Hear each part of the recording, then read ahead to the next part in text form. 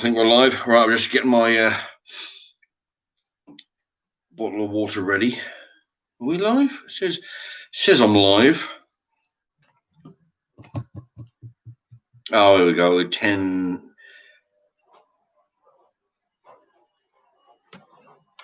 The timer is frozen on. Oh, there you go.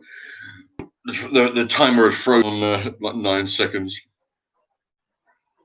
and now it's frozen on. Can anybody? I've got a handful of people watching. Can you let me know? Is the picture jumping? Because the little timer in my corner, it tells me I'm live. It has a stopwatch. Tells me how many people are watching and how many thumbs up. It'd be interesting to know how many thumbs down, but but it looked like the timer was freezing. Start anyway.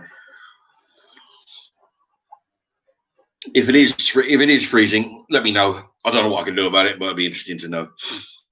Okay, I've got a particular subject I want to talk about, but I'll do a few shout outs for.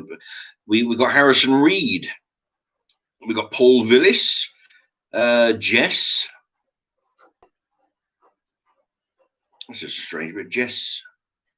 Oh, hello. It says Jess a bit, but then the Jess went. Oh, she deleted the message anyway. All right, Harrison Reed. Yes, it is. Chris Butcher.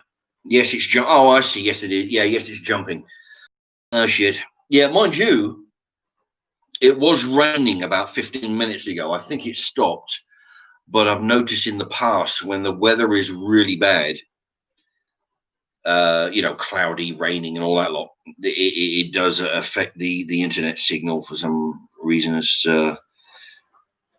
picture is jumping. Evening Mark from Oli Merton. Simon's in the house. Shropshire Lass. Sean Kingham. Your connection is unstable. Please wait while we are try reconnect. Shit. Yeah, I don't know whether that's because of the rain out there. But what was you right? Should Monster Ultra White? Yeah, I don't know if that's an energy. I don't really go for a lot of energy drinks, and when I do, I normally go for the ones that I know that I like. You know, I like the Asda. Was it Lidl's, Aldi, or Lidl's shop brand? I like those. I like the Kick soft drink.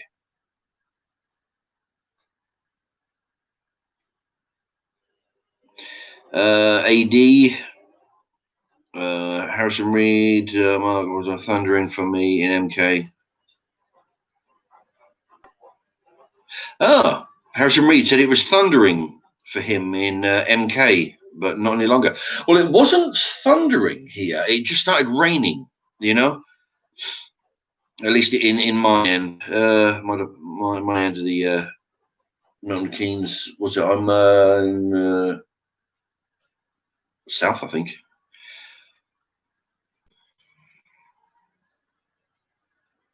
Right, purple ZFN. Actually, well, I won't be talking about food and drink and that's on the cookery channel. I'll be talking about some subject. Chris Butcher says it's sunny here. Lee Merton, I'm surprised you're allowed to talk, Mark. Yeah, well, that's partly what I want to talk about. Regulars to the channel will realize that last week I was doing a live stream and all right. Absolutely, Peter B sticking it to the snowflakes. Okay, last week I was doing a live stream and I was talking about the American riots, that George Floyd, how to deal with rioters, all kinds of topics. And for the first time ever, YouTube decided to stop the live stream 1 hour and 15 minutes in. 1.25 hours, which has never happened before. Normally they'll let it go. Somebody will complain. They'll look at it. They'll either say that I'm in the right, or they'll they won't demonetize it. They'll just put limited ads, which is fine. Nobody, not worth anything anyway. But this was a really strange one because yeah, they actually took it off, you know. So it was like a mid conversation, and what it was, it would it come up on this screen there. Your live stream has been terminated due to copyright. What was it? Audio and video copyright infringement, which sounded really strange because I don't put any music or add any videos to my video. You know, people like insert video clips. Never done any of those. Anyway, so it got taken down, and then a few moments later, the message came to me via the email that it was taken down due to hate speech. So it's contrary to their original explanation. Of course, I appealed it. They wrote back and says, no, we've had a look, and it's definitely a load of hate speech in it. So that's why we took it down. So I what's the word I'm looking for? I asked them to look at it again. Hopefully a different person will see it this time and see sense. They wrote back very, very quickly. I'll tell you what, though, in the past, you know, you'd be looking at it, they would demonetize your video, you know, literally seconds after you posted it, and it would take 5 days for them to get around to looking at it. This time it took them minutes, you know. It was crazy. So either they're getting their act together, or I don't know what they're doing. But the thing is that what I figure is somebody must have complained. One of these, you know, these snowflake kids, college types, or just general layabouts, you know. They, you know, they must have complained. You know, all they got to do is put, you know, hate speech, and you know, anyway, they upheld the decision. So that particular DVD or video got taken down, that live stream. But the thing is, on the whole, it wasn't something that I haven't talked about before. You know, I've been really outspoken with the way I feel that we should be dealing with criminals, the government, the policing, all kind, you know, free speech and all kinds of subjects. And I've been really, you know, I've got some strong opinions on it. But for some reason they're cracking down, which brings me on to the subject of tonight. I've been thinking while I've been working. Now, you probably guessed so far, I mean, I never have a script. Okay. Out of all the videos I've done, maybe 3 or 4, I've actually had bits of paper with bullet points on them. But I don't have that today. It's all in my head. So I'm going to try and articulate it as best I can. So bear in mind that none of it's, you know, scripted, other than I've had it in my head about the subject that I want to talk about. It's to do with the concept of free speech. Okay, because we have a real problem, not just in this country, but it's pretty much worldwide, that free speech is being confused with hate speech. Okay, free speech or unpopular speech, speech that that you may not agree with, is being called hate speech. Specifically, I'm getting a message.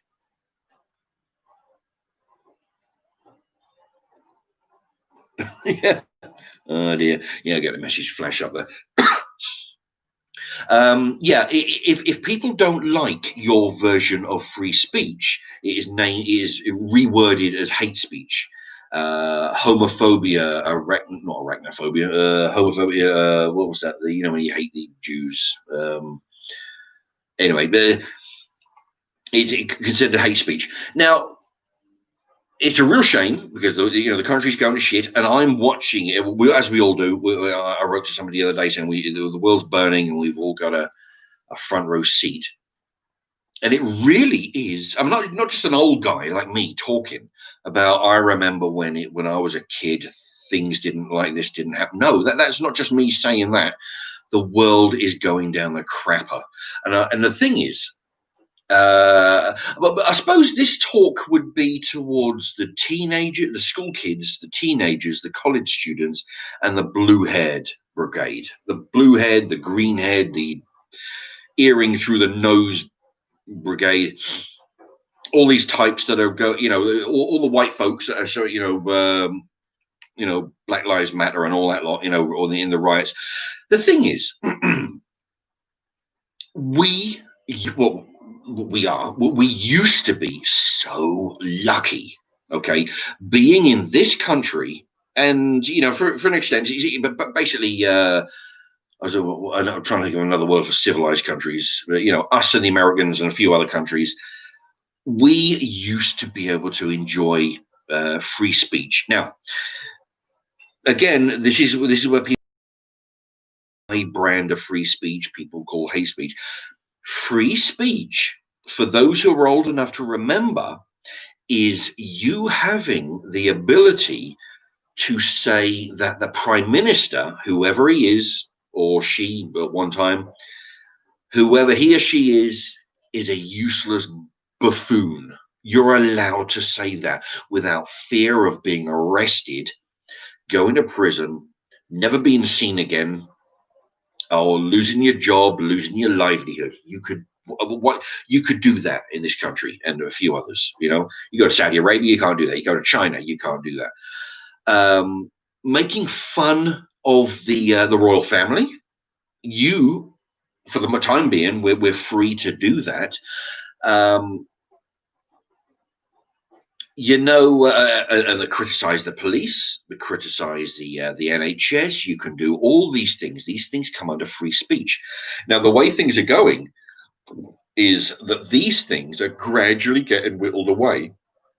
I mean, at the moment, we enjoy being able to criticize the prime minister, the government in general, like I say, the police, everybody else.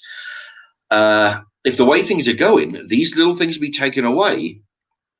I mean, because at the moment, you can't criticize anybody's behavior if they happen to be black, if they happen to be homosexual, if they happen to be a foreigner. If they're any of those things, they are untouchable, no matter how bad their behavior in other regards, which is what you might be commenting on. If they happen to be those three things, they're out of bounds and it turns into hate speech. I remember when I was a kid, anybody over, I don't know, over 45, I guess, might be remember, that we used to have a TV show called Spitting Image. Okay, for those youngsters who don't know what this is about. Yeah, so I'm just having a quick look. I'm trying to...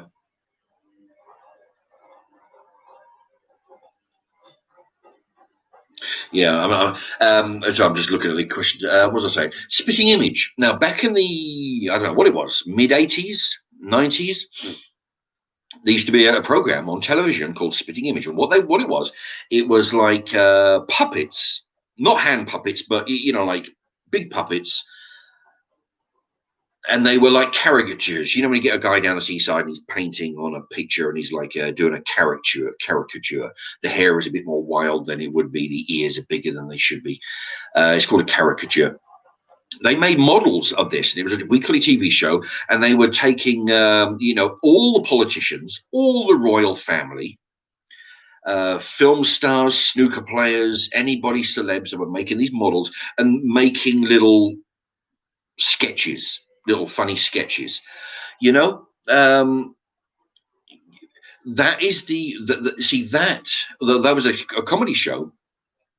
That was that's one example of how free speech, one of them is going to be taken, that free speech is going to be taken away one day. One day we won't be able to say anything about it because at the moment, because young people, I don't think, realize just how precious that is to be able to criticize the government and all the departments within the government, because not all countries have that.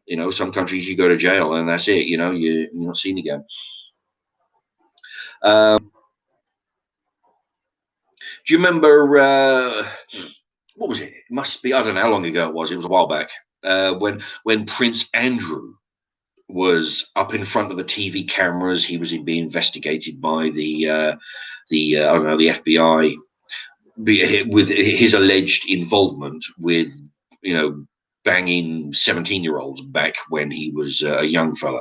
Him and that was it not Weinstein, that guy that died in prison. He allegedly hung himself, probably with some help, but he ended up dying in prison with a rope around his neck.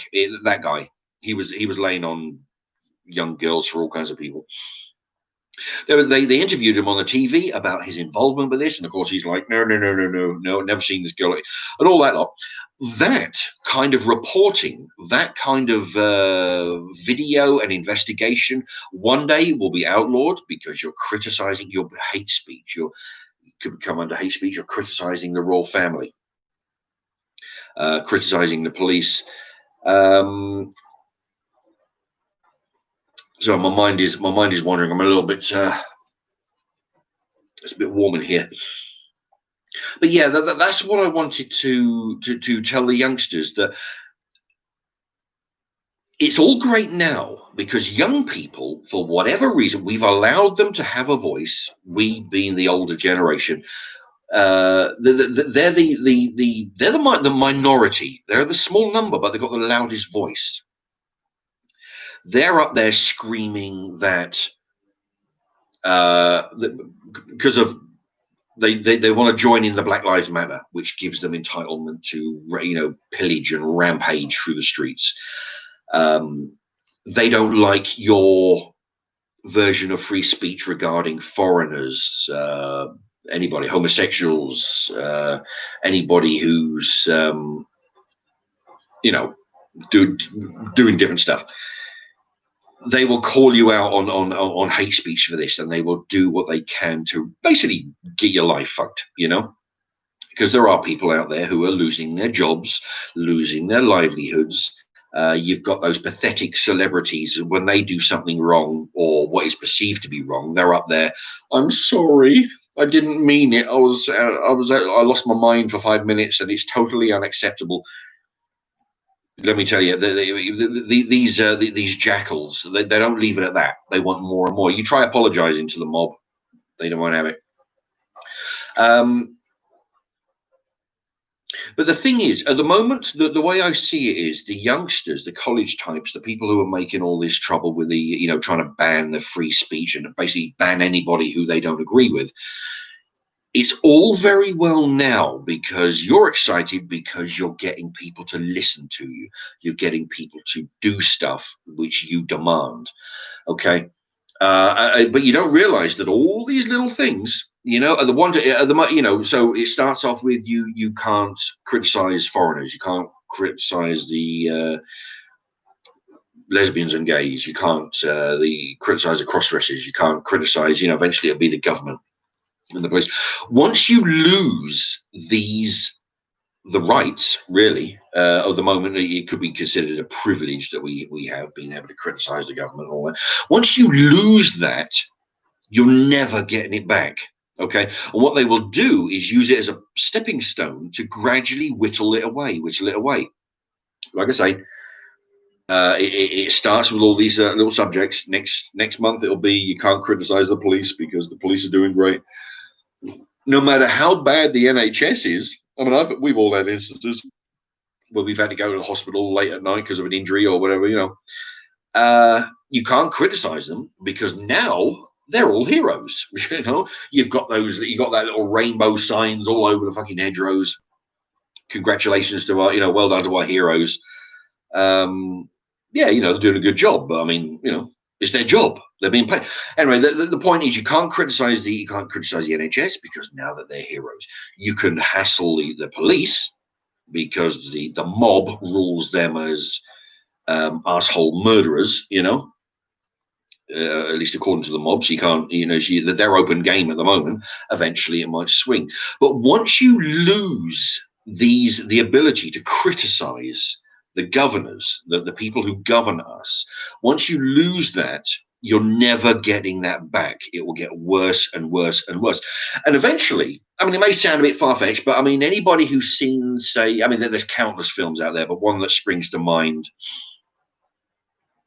is, there's a movie called Fortress. It's got Christopher Lambert or Christopher Lambert, him from Highlander, you know. Anyway, the gist of it is, I mean, this is back in the 80s, right? So, I mean, they're way into the future. They've figured out that the population is getting out of control. So each family is only allowed like one child, you know. So when you're two, the second child will have to be terminated or whatever. They disregard that. It goes to a big prison, you know. He goes to a prison with a big fortress. And but as far-fetched as that sounds, you know, things like that are very, very possible. When I think, I mean, you know, there's lots of different scenarios, lots of different movies where you have a futuristic police force, where basically the citizens are there to be, you know, do as they're told. And it's all there in the sci-fi movies, you know. People in these movies, people are there to be doing as they're told. You have a police force that comes in; they don't take any shit. You're out of order, they come in there and they arrest you and they haul you away. That's what I mean. It's been done. I mean, you look at the coronavirus in China. You had the police arresting people in their house. You know, comes to their houses and hauling them away. So I'm reading the. Harrison Reed is part of the young generation, but good job. I was brought up correctly, indeed. You know. But the thing is, I mean, these 20-year-olds, these teenagers, the 20-somethings now causing all the troubles, doing all the rioting, writing down, complaining to people that this person is issuing hate speech, his channel should be taken down or he should be losing his job. One day, you're going to grow up and you're going to be my age, and then the world is going to be a totally different place, you know? You know, I mean, you know, because in say you're 25 now, in another 25 years, things won't look so rosy. You won't have the police force who are there to help you. You'll be having a police force that are there to, you know, basically, you know, come in and, you know, do away with wrongdoers. You know. At the moment, but see, and also, you know, because they've been screaming for so long about hate speech, you know, ban him, fire him, arrest him, and all that lot. Now they're getting a bit emboldened, and now they've got this crazy notion over in America where they're trying to disband police forces. You know, it's not like in England where we have one police force that, you know, covers the whole lot. Over there, their state has their own police, their own laws and everything. So they're starting with one state, and it's like they figure police force, no more people get killed. That's their rationale. This is the mentality of course. I mean, anybody with a half an ounce of luck can see that dismantle the police force, and it's going to be. You remember Back to the Future, when Biff changes the future by winning the horse races and all that, like, 'cause he's got that almanac book, and Marty McFly goes onto the porch, and you've got that bald-headed police school teacher coming out with a shotgun. Eat lead, slackers. That's what it's going to be like on a nightly basis, you know. And the thing is, I mean, what they want to gather, they want to disappear the police. But I would imagine possibly they might want to reintroduce a private security force. You see, but working for who? Whoever's going to be governing them, whoever's going to be giving them the orders. They're basically a private police force for the individuals who pay the wages. And if the people who pay the wages don't like what's going on, they send in their personal police force. So it's going to, of course, it's going to get worse. But that's a different subject. I want to wasn't looking to get into. George C. I'm still waiting for Mark to say something I disagree with today. Oh, thank you very much. You know, you know. But yeah, back on the free speech again. You know, I mean, I may be waffling a little bit because I don't really have running on a script. I'm going on basically what I've been thinking about all you know, the last few days. But yeah, but because see, the thing is, what's being eroded is unpopular speech. That's what everybody is trying to get rid of. But remember, all these people who are screaming for unpopular speech, I don't like what you said, I don't agree with you said, you know, whether it's immigrants, gays, the police, whatever it is, if I disagree, I'll put a grievance in, and hopefully your point of view will be dismissed. But remember, one day when you grow up to be 50 years old, you're going to have to deal with the bullshit that you caused, you know. um and like I said, you know, we are so privileged in the I suppose mostly white countries, you know, that we have the ability to criticize, you know.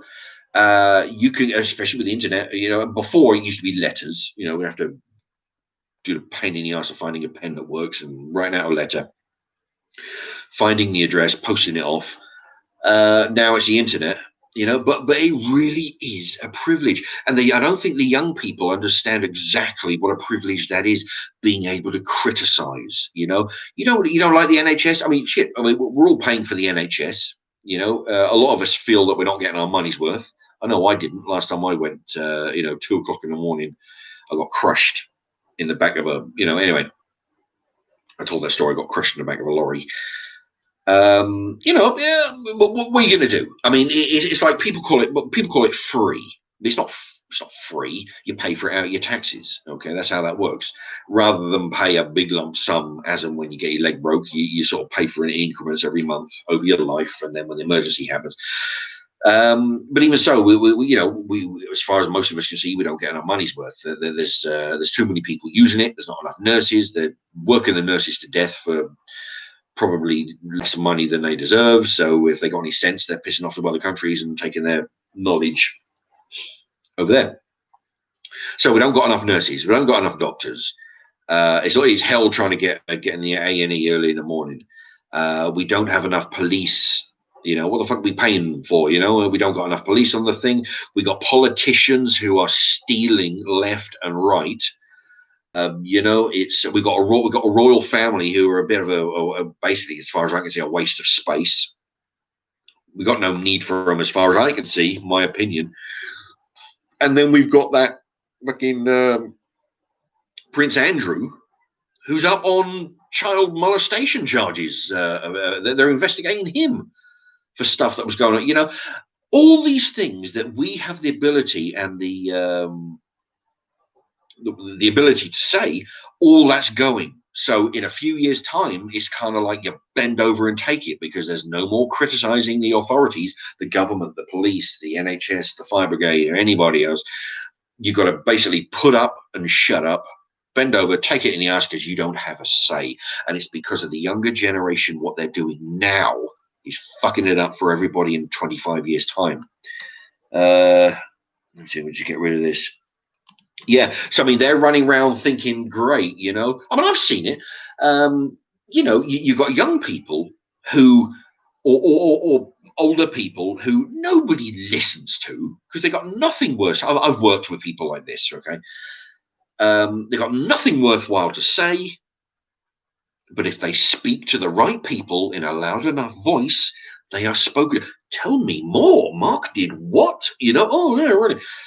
And then they're like, oh, hey, shit, people are listening to me now, you know, and then they feel emboldened and they feel worthwhile. They're not used to useless shits that they usually are. They're emboldened and they feel like they're worth something. And that's what the kids are doing now. Nobody listens to 18-year-olds. Nobody listens to 25-year-olds and what the fuck they got was 20-year-old college students. You know, what do they know? They've been alive for 20 years. They don't know nothing about how the world works. What it is to be around men in a working environment, but now they'll go in. And when I was a kid, when I was young and working, starting up in the warehouses, you did not want to be known as somebody who ran to the manager with a grievance. You know, you sorted it out. You know, you went to the person and said, right, look, I don't like this nickname you've been giving me. I want you to stop giving me all this shit. Just pack it in. And if you don't, then you go to the manager. That you've given the guy a chance, you go to the manager. Now, the manager's door is the first place they knock on, and they got absolutely no qualms in letting you know that it was them who fucking turned you in. You know, the society is changing, and that's the workplace. And now, of course, you've got the youngsters and the college types and the green-haired lot. They're going in, causing all kinds of trouble, thinking that they're smart because people are listening to them. They start shouting "Black Lives Matter," "racist," homophobe, and people are listening to them. That's the trouble. The older generation, the news and the authority types, they listen to them, which is encouraging them to speak more. And then, you know, our little bits of what would you call it? I suppose some people, you know, they want to call it rights, the right to disagree, the right to speak your mind, but basically they are privileges that we are given and which are being taken away, you know. So it's the youngsters now who are thinking they're all great and everybody's listening to it, and I know how things work. And that Greta Thunberg, I don't know what the fuck she's doing. She's like 12 years old and she's all over the people like her, you know. But the thing is, yeah, you reap what you sow. In 25 years' time, when you've lost the ability to criticize the royal family, the police, the government, the guy who's in office, and the prime minister, it's going to be just like those those movies, those 1980s movies, where you've got a tyrannical police force that work for the government. Anybody who speaks out against the government comes in, they're not seen again. You know, I tell you, and to me, it's not really that far fetched because the people, no, it wouldn't happen. It's fucking happening, and it has happened. You go to China, Iraq, you know. Oh, I'll tell you, I saw some funny, stupid shit in Iraq. I was watching, in England, but England, we like to follow what the Americans do. And the Americans are rioting over this guy, George Floyd. So the English people, Black Lives Matter, George Floyd, you know, they're doing it, so we'll do it, you know. Then you've got Germany, they're sort of chanting or something, you know. I was watching this, then then they panned to Iraq. Right, and it was funny because in Iraq they're not chanting, you know, and burning houses down and fucking murdering police officers and all the rest. In Iraq, you got 8 guys, all 5-6 feet apart. One of them's got something Black Lives Matter. They're moving along. The next guy, you know, yeah, we're with you, USA, going along. You know, yeah, you know, and what was it? The you know, but basically, you know, saying how we're with the American plight, you know, Black Lives Matter and all that lot, you know, and it's just 12 stupid plonkers that they just found on the street corner. They're right, hold this sign, you know, and they just pan the camera along. It was totally different, you know. Even they're trying to get in with it, but normally, you know, other countries don't have the freedoms we have, and they have been taken away thanks to the generation. And then the thing is, when you 20-year-olds in 30 years' time, I say 30 because that'll be, you know, when you'd be my age. When you're about 50 years old, and then one of your, you know, somebody you know is getting carted off by the police, and your little son there says, you know, Dad, why are they carting off the neighbours? Well, son, he put a derogatory comment on the internet about the prime minister or the police or whatever, you know. Because that's what it'd be like, you know, and it'll be those 50-year-olds who actually helped it happen. And I tell you, it's, you know, the other thing that's helping it along. The other thing that's helping it along is the coronavirus came along 4 months ago ish. Okay. Since that come along, okay, everybody's been under house arrest, shops are shutting, people are out of work, all the rest of it. One, I was talking to somebody the other day who actually wasn't understanding it, you know, that, you know, as far as I can see, I mean, yeah, I mean, you see, I'm trying to figure out how the coronavirus is actually any worse than the regular flu. Now, people might be thinking, oh, yeah, well, it's killing people left and right. But the thing is, the Americans have been doing it, and I'm fairly sure the English over here have been doing it, inflating. What the Americans are doing, and I'm sure we're doing as well, is if a guy, and I've told people this, and they're like, I mean, when you're talking to somebody, and they're like, and you talk, you don't agree with what I'm saying, do you? You don't. No. They don't want to fucking say anything, but they're just too stupid to say anything.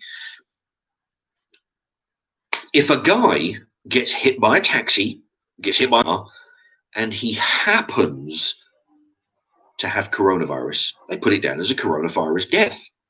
If a guy falls down the stairs, breaks his neck, and he happens to have coronavirus, test is positive, put it down as a coronavirus death. No mind about falling down the fucking stairs or getting hit by a fire engine. They put it down as a coronavirus death. If an old guy dies of a heart attack and he happens to be, they'll put it down as a coronavirus death. Which what this does, it inflates the numbers to make it look like it's way worse than it is. This causes mass panic. Everybody's shitting themselves, right? Because they're thinking, fuck me, I could cost me my life going down to the corner shop and getting a loaf. Which encourages people to inform on their neighbors. Now, anybody can anybody think about the last time where the government was encouraging people to inform on their neighbors? 1940s, around there. Where if you had a grievance, you see, the thing is, I mean, at that time, it was like, if you suspect somebody of being, well, I was trying to be a bit elusive there, but but back in the 40s, if somebody, if you knew your neighbor to be a Jew or they were harboring Jews, that was, it was your duty to inform on them to the soldiers, to the government. Or if you have a gripe against the neighbor, he's playing his music too loud, his dog's crapping on your lawn, that's your in to inform on your neighbor to the Gestapo. Now, 60, 70 years on, well, a bit more than that, well, I'm losing my train of thought. Yeah, so now, so that was back in the Gestapo days. Now you've got a thing where the government are telling everybody to stay indoors because this virus is killing everybody left and right, not letting on that they're actually inflating the numbers deliberately to cause panic. Then it encourages the neighbors and anybody people have been informed. People have rang up the police to say they're having a barbecue out on their own fucking lawn, miles away from anybody, well, meters away from anybody. They're having a barbecue on their lawn. They're sunbathing on their lawn. They're hanging out, doing the gardening on their own property, and they're phoning the police. I've watched videos of you've got a supermarket. What happens is you got there was this one instance where a woman came in with an infant child trying to buy some, food for the infant, a little baby, small enough to carry, right? And then you've got, she wasn't wearing a mask. This is an American clip. And you've got, 6, 8, 10 shoppers, complete strangers, but they banded together in a fucking mob to scream at this woman, get out, get out, get out, get out, get out of this shop. And in the end, she had to fucking run for their own safety.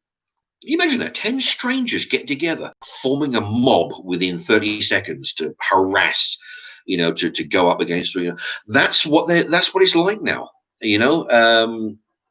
neighbors are turning on each other, complete strangers in the supermarket turning on each other. And then what that leads to is because, I mean, when you've got citizens doing the fucking job of the police, doing the job of the Gestapo, doing the job of the what's the? I'm trying to think of the word for the Russian secret police. I can't think of the name.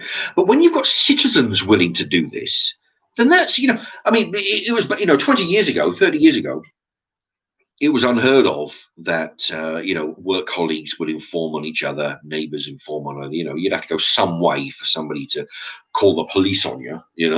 But now it's perfectly acceptable behavior to do this. And what happens when all this is blown over? When all this is gone and everything's gone back to, assuming it does, what about these little things that have gone into place? Now that we're accustomed, it's perfectly acceptable for work colleagues to inform on each other, neighbors to inform on each other, vigilante mobs in the supermarket to band together with the sole purpose of harassing a single, woman carrying a baby around. When everything's gone back to normal, do you think this type of mentality is going to go? No, people have got used to informing on their neighbor and banding together for the common cause of doing away with a person who they disagree with. That kind of behavior doesn't go away; it just increases. Same with the riots. You get a guy that died with or without the help. They're talking about he was killed by a police officer, but then other information comes out that he died of medical complications due to the amount of crack that he was smoking. Remember, this is the guy that held a gun to the pregnant woman's stomach.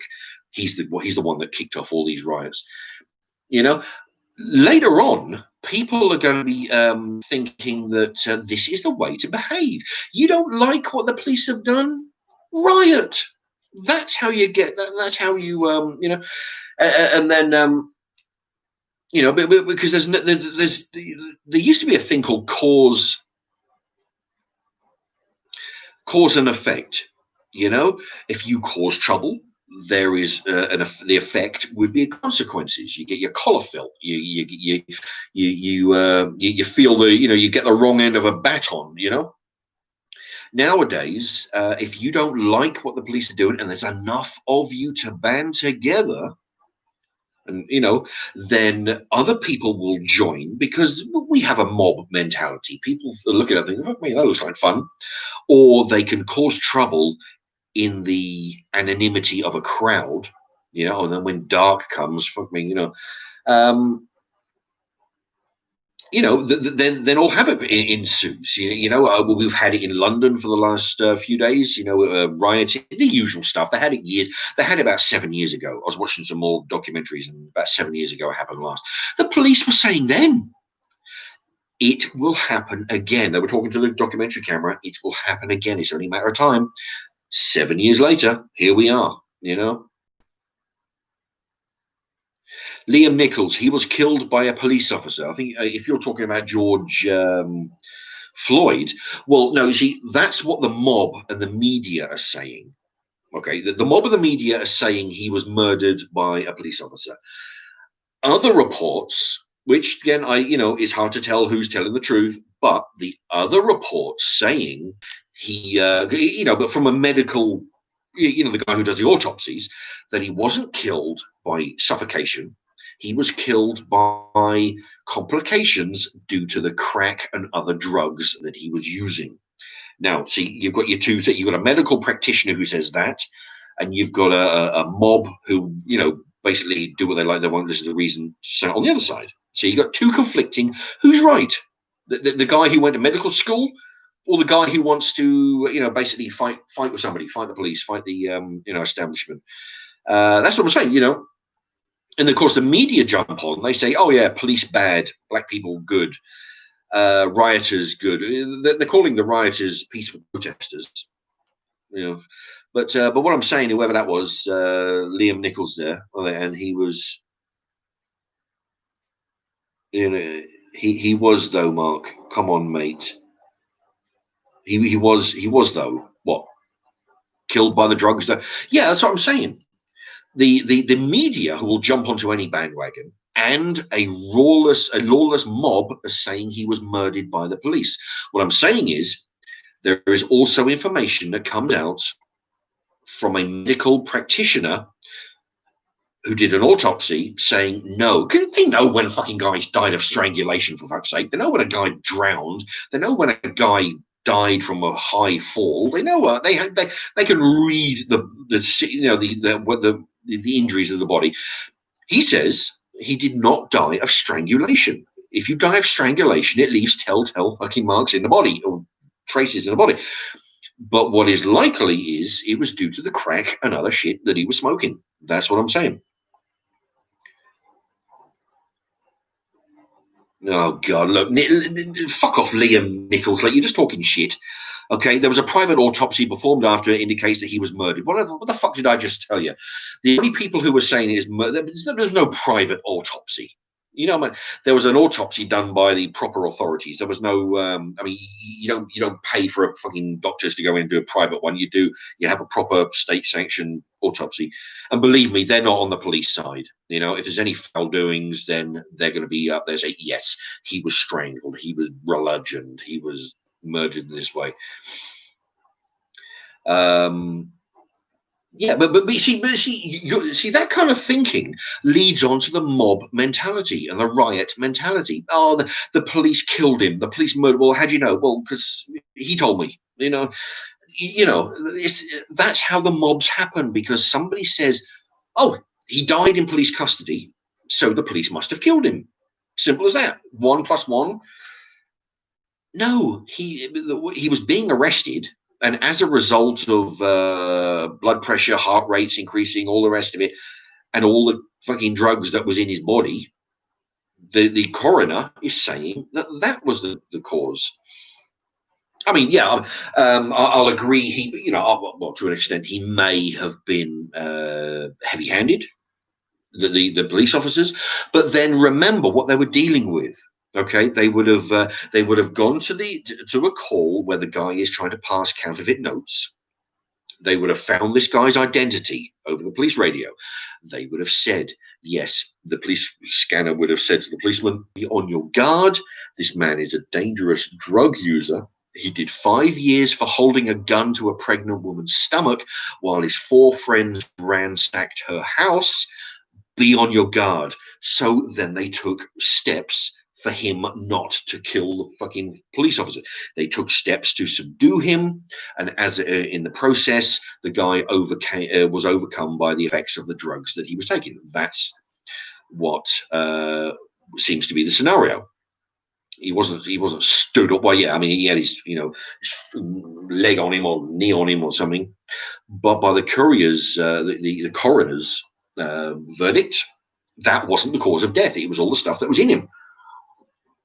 Why was he thrown on the floor? Because he's a dangerous motherfucker who's got no problem with using violence to get what he wants, and that includes fighting some of the police officers in order to make good his escape.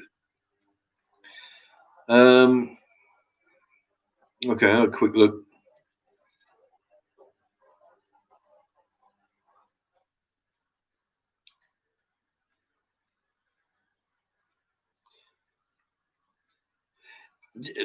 Look at this.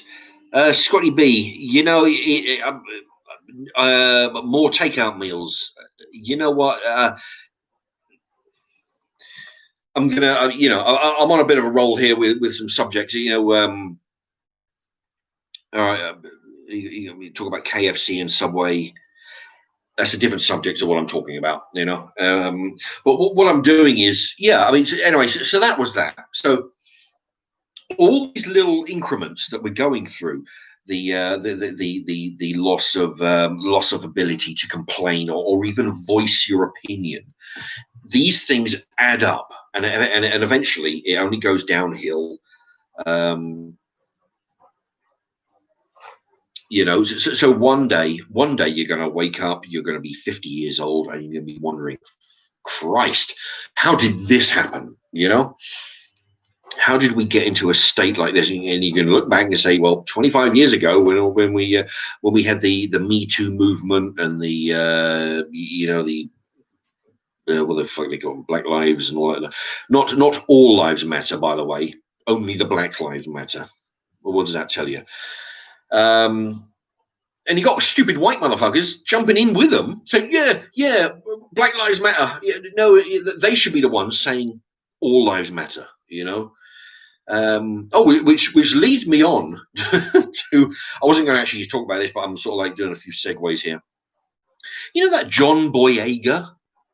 For anybody who doesn't know, he was he was in the Star Wars, not the good Star Wars, the first three, but not the middle three, but the fucking shite ones. Well, they were shit, the middle ones, but the later ones. He was remember that young black fella? He was the stormtrooper who had a conscience, and he defected over to the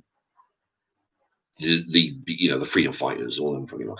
Anyway, him, that's John Boyega. I guess his career in Hollywood's come to a slow down somewhat. He's back in England, and there's videos of him all over the internet. And what he's done, there was a Black Lives Matter thing. You know, hundreds of people, black, white, all sitting down in the park, all stirring themselves up for a fight. You know. Anyway, he comes along and he's got the bullhorn and he's going, Black Lives Matter, and I'm fucking sick of this, and we've been putting up with this shit for far too long, and and then he goes into this other fucking garbage. He's screaming and he's crying about how we should be protecting our black women because they need protecting, and he's like fucking crying and all this, and people are, oh yeah, you go on, boy, you go on, and all this stuff. And you got people writing in the comments saying, oh, yeah, there was one woman, I presume it was a woman because of the little caption, the little picture on it, saying, oh, you can feel the passion in his voice, And I wrote to her, well, yeah, because he's an actor. That's what he does, lady. This is what I wrote to this woman. But my point was that, about the thing is, I mean, this is how fucking riots start. You got one shithead at the front of the queue with a bullhorn, and he's screaming about how we need to be, we're black and we're not putting up with it, and we need to protect the black women, and all the whitey is putting us down, and oh yeah, he's had a fucking privileged life, that motherfucker. He's gone to Hollywood, earning boatloads of money, being on movies, and so what the fuck's he's worrying about? Anyway, he's only back in England because Hollywood don't want him anymore. But yeah, he's desperately trying to stir up trouble. You watch some of those videos, John Boyega, I don't know, in the park or whatever the fuck. He's in there and he's desperately trying to stir up trouble. And he's standing there with a bullhorn. And I actually put a comment in, and because what he's done, like there's certain special kinds of gloves. Okay, I think riot police may have them. The riot guards, prisons, I've seen those. They sometimes have them. They're like heavy duty gloves that you can pound a brick wall with, and they have metal knuckles built into the gloves. He's only got the bullhorn. He's screaming down there, crying and carrying. And he's got these fucking riot gloves on with his steel knuckles on them. What does that tell you about a guy who? I mean, one, he's screaming to a crowd of people, trying to get them agitated, while he's wearing these solid knuckle gloves. So one, that points to me that he's trying to stir up trouble. He wants to get a riot going, or some kind of confrontation going with them and the authorities, and he's going to be the one to instigate it. That's one. He's going to start trouble, and he's prepared. Or two, he could have just been walking by, going for a loaf of bread. He got caught up in the Black Lives Matter. Somebody offered him a microphone because he's famous. He's screaming.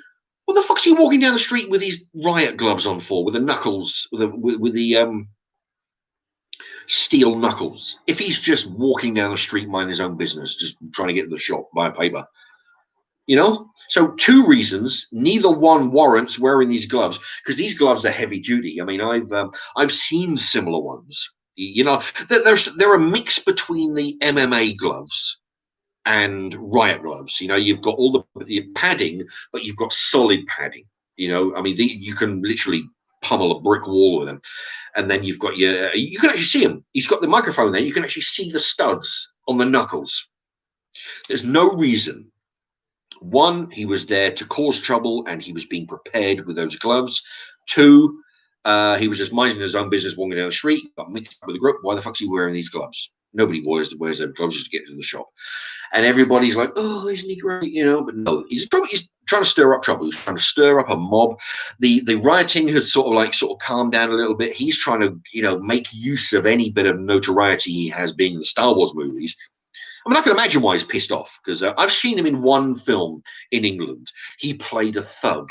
Him and his 4 or 5 other little blackfella buddies, they were like street hooligans, and they were going around finding some woman on her own and, you know, threatening her life for her rings and her purse.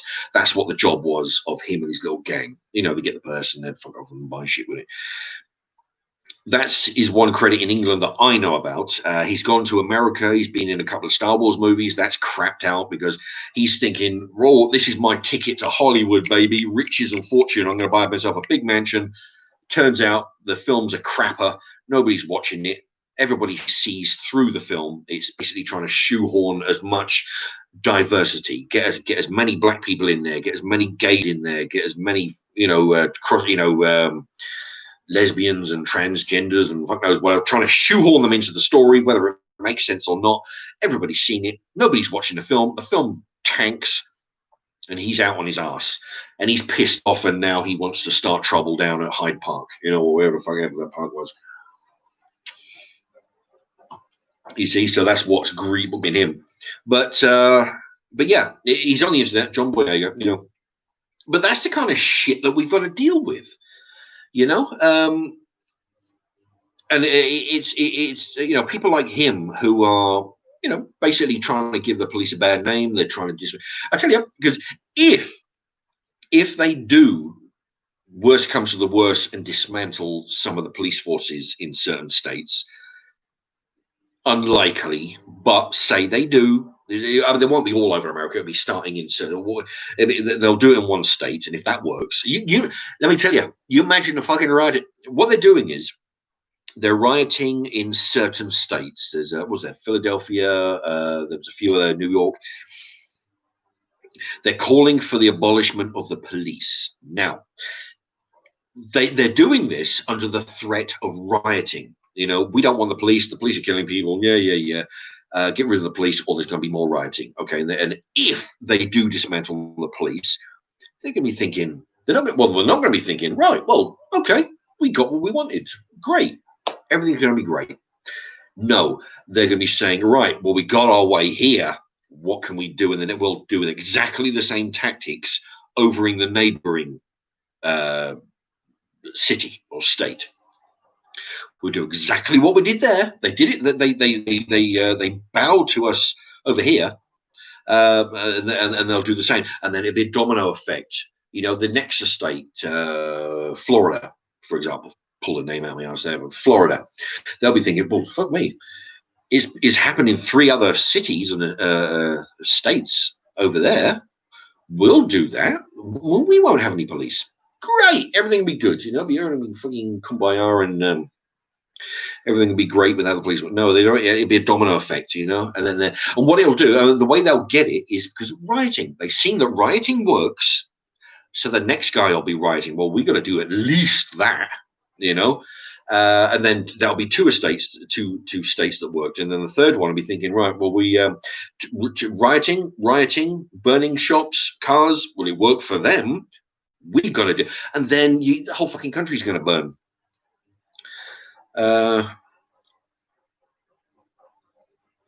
And this Black Lives Matter kneeling on the floor, for Christ's sake, would you please stop doing that? Have some self-respect.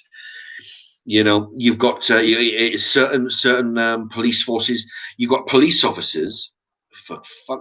You got police officers going in the street, you know, and kneeling, saying, "Yeah, well, you know."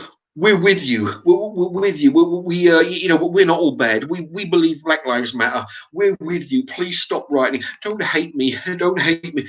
And they're like, fuck, you know, I'm thinking, Christ, I hope that fucking works, Christ, you know, because I don't want to, you know. it's a fucking madhouse. You got police officers kneeling to a mob. All right, when there's a crowd, when there's a mob, when there's people like Black Lives Matter and fuck the police and we're going to be rioting, turning cars over.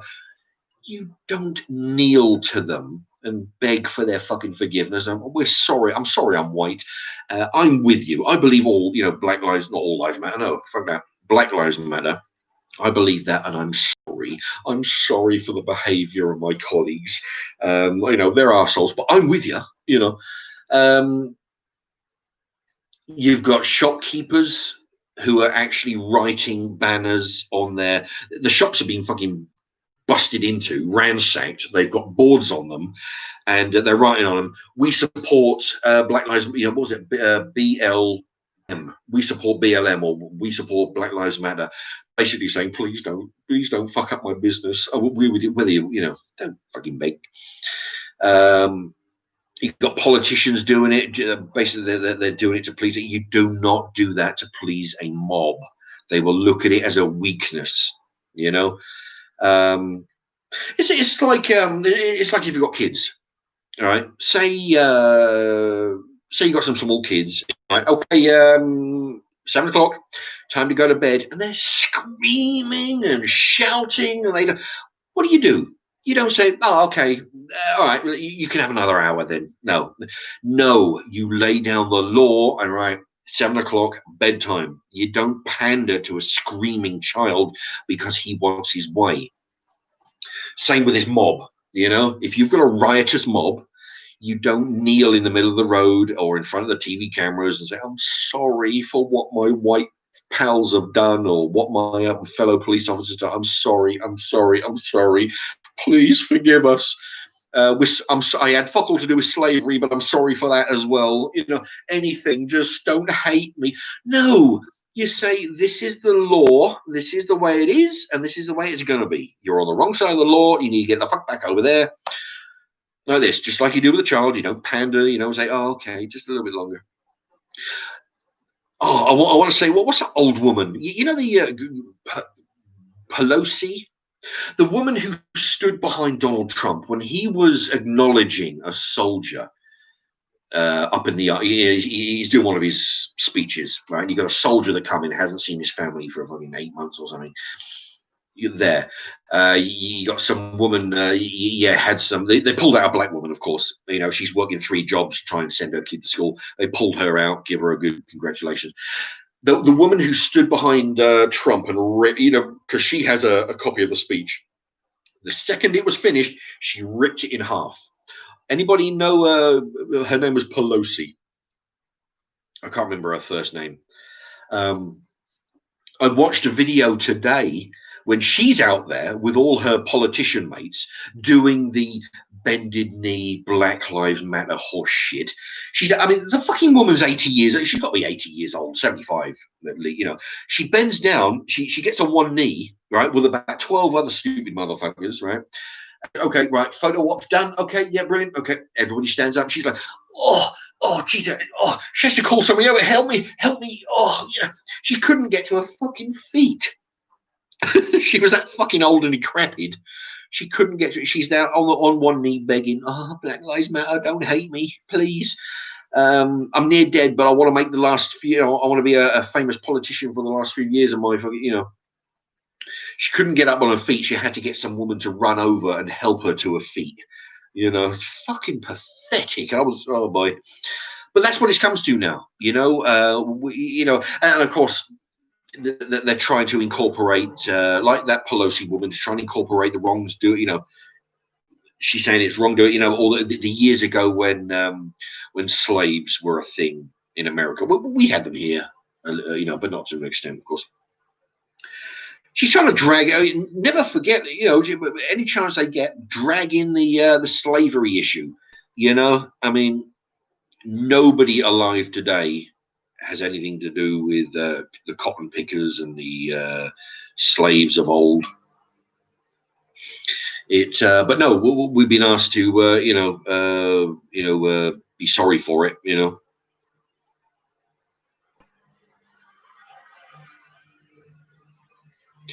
Batesy Boyo, they don't get to any monuments today, although thanks for all the decent patriots that went out there. Actually, I was watching the news. I was at a canteen yesterday, and I was watching the news, and there's a council here in England in an area called Poole, Poole, Poole.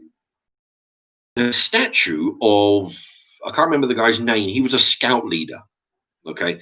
Anyway, he's apparently at some point in his life, he's made derogatory comments about, I don't know, gay people, I guess.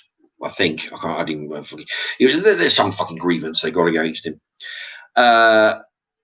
These snowflakes, they've never had a problem with him the 12 years that the statue has been up. It's only now that it's fashionable to be outraged, of course, at somebody who once had an opinion years ago. So they fearing that there was going to be an attack on the statue, were going to take it down. But there was like 30,000 name on a petition saying, no, leave the fucking thing there. So what they're doing is, because we don't pander to the mob. So no, leave it there. So the council have boarded it off to stop it from getting vandalized. Like these fucking idiot rioter types who are basically waking up in the morning desperate for something to be outraged at. They had no problem with him for the 12 years that statue's been there. It's only like, oh, fuck, okay, well, we've got Black Lives Matter. No, that's been done. Homophobic? No. People have done that. The gays? No. Immigration? No. No, statue. There you go. Nobody's saying anything about this statue. Right, that'll be our cause for this week. And then the police got wind of it, or somebody got wind of it, that it was on a list of stuff that was going to be vandalized. So they, but that's what it comes down to now. Stuff that has been around for 12 years. All of a sudden, wake up Monday morning. Okay, we need something. Shit. There's a statue in the town centre. He said something once, 30 years ago. That's what we're coming to now. The mob mentality. And luckily, the residents of Poole, as far as I can tell, they stood up and said, no, leave the thing there. Don't take it down. Because what will happen is they'll take it down. The council was saying they're going to put it in storage. Okay. And what will happen then is it'll go into storage. And they'll be like, oh, yeah, well, what we'll do, we'll give it a couple of months, probably. Let it calm down. And after 2 months, it'll be, yeah, well, leave it a little bit longer. And then after 4 months, it'd be like, well, the thing is, he did say this thing years ago, 30 years ago. So, it's going to cost this money, but then it'll never get put back. So the townsfolk said, no, if you want, board it up by all means, but don't take it down. That's just fucking ridiculous. You don't pander to the mob. But people are getting down on one knee. American football players, the most privileged motherfuckers around, second to movie stars. Listen, if you're a football player, an English football player, English football and American football and actors, if you're living a privileged life like you are, we don't give a shit about your political views. If you wanna go out on a football pitch, get on one knee, stay the fuck home. People tune in to watch your overpaid fucking useless ass run around a football pitch doing your thing. That's why they pay you the big bucks to entertain us. That's your job. Okay, you just fucking train all week. You go out and you run around, try to score as many goals as you can. That's your fucking job. All right, we don't want to hear about your political views and what you think about stuff. That's not why we pay you. We buy products. Those products are being paid for by those products are being made by companies who pay the television people a shit to advertise their crap on telly, and that money gets filtered down to you to get a whopping big salary. We don't want to hear about your fucking points of view. Just get on with your job. Don't be kneeling on one knee. Don't be out there wearing a black armband as soon as some poor motherfucker gets killed down the street. Don't be bending on one knee. We don't want to see it. If anyway, so that's that. Uh,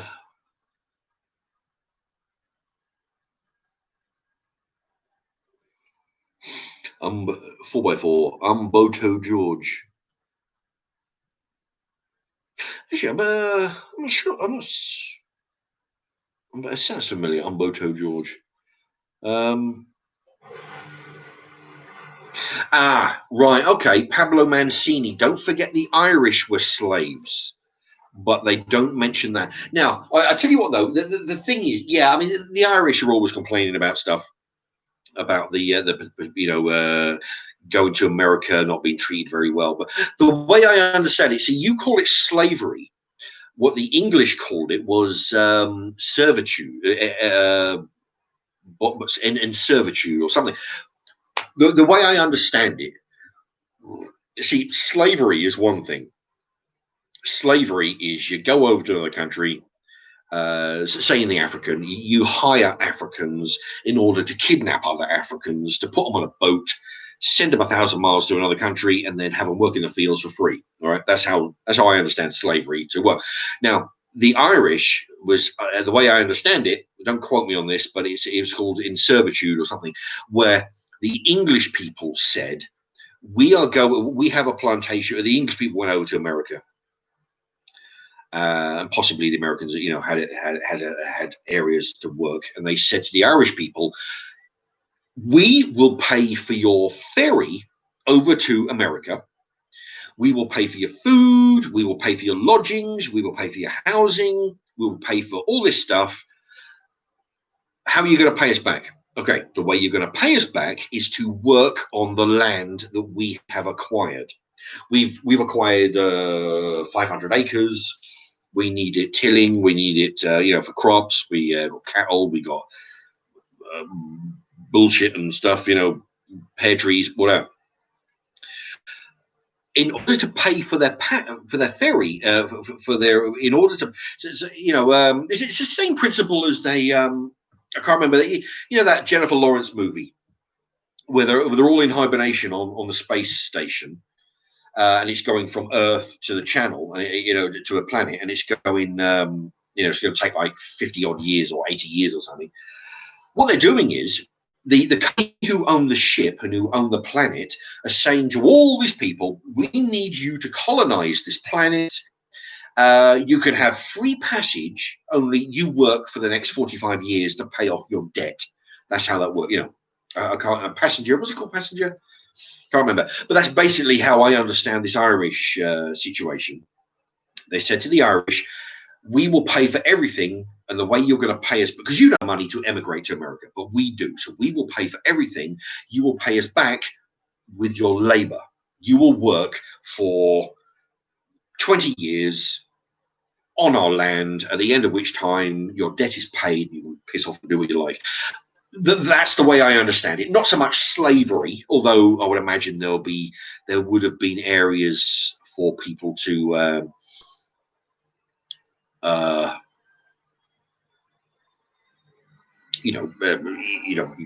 fucking with the situation, stretching out long term, the amount of term, how much they owed, all the rest of it. But that's how it is. So I mean, slavery probably a bit of a stretch. But servitude, you owe this person a debt for the fact that they've paid for your package, paid for your excursion over to another country and your food and everything. So basically they're paying off a debt. So yeah, I mean, you could call it slave labor. I mean, what the fuck else? I mean,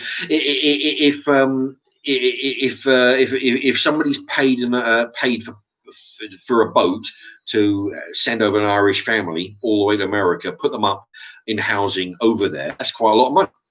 The Irish family doesn't have that kind of money, so they pay for it by offering their services over a period of a given time, 15, 20, 25 years or whatever.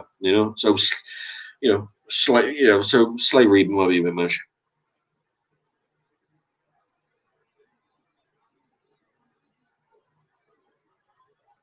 Oh, okay.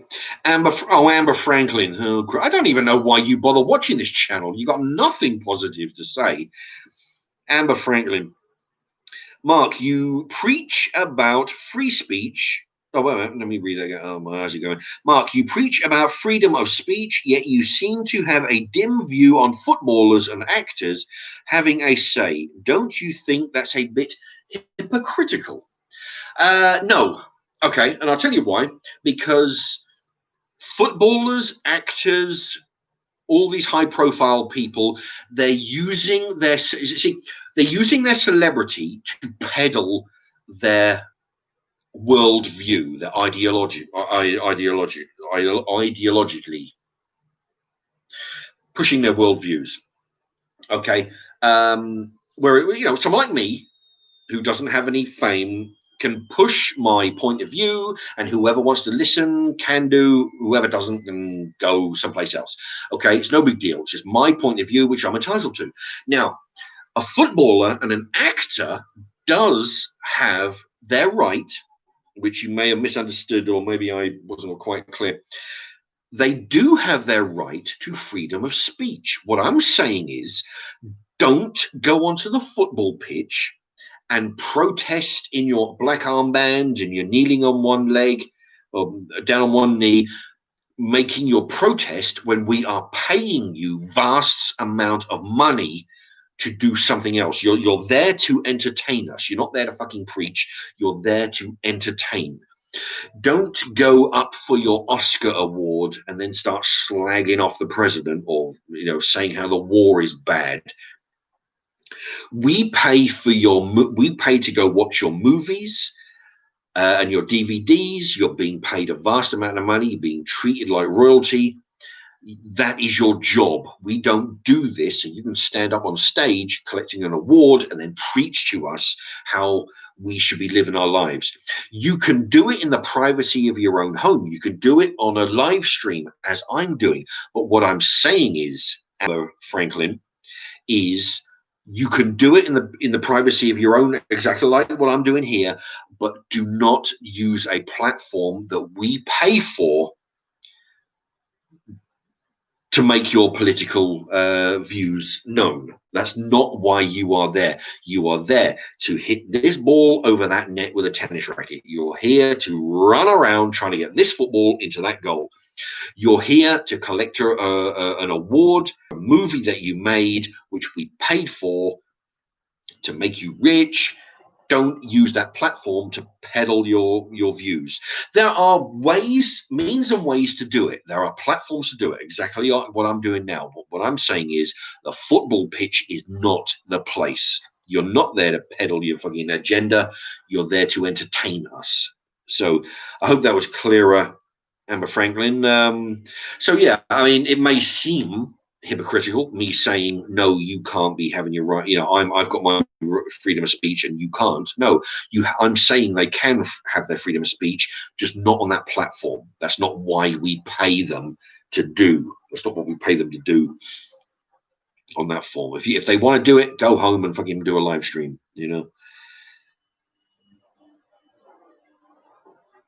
I'm guessing that she agrees with that because she hasn't wrote back. Pablo Mancini, they would have starved otherwise. Indeed, yeah, because they had the potato blight. I believe it's potato blight is something that happens nowadays. Some kind of fungus or some shit that grows on the potatoes. Yeah, they would have starved to death. One of the very few options was to take advantage of somebody who was willing to pay their passage over to the land of milk and honey over there. The trouble is, you've got to pay for your passage. Hey, if they'd have come up with the money to pay for their own passage, there wouldn't be any fucking trouble.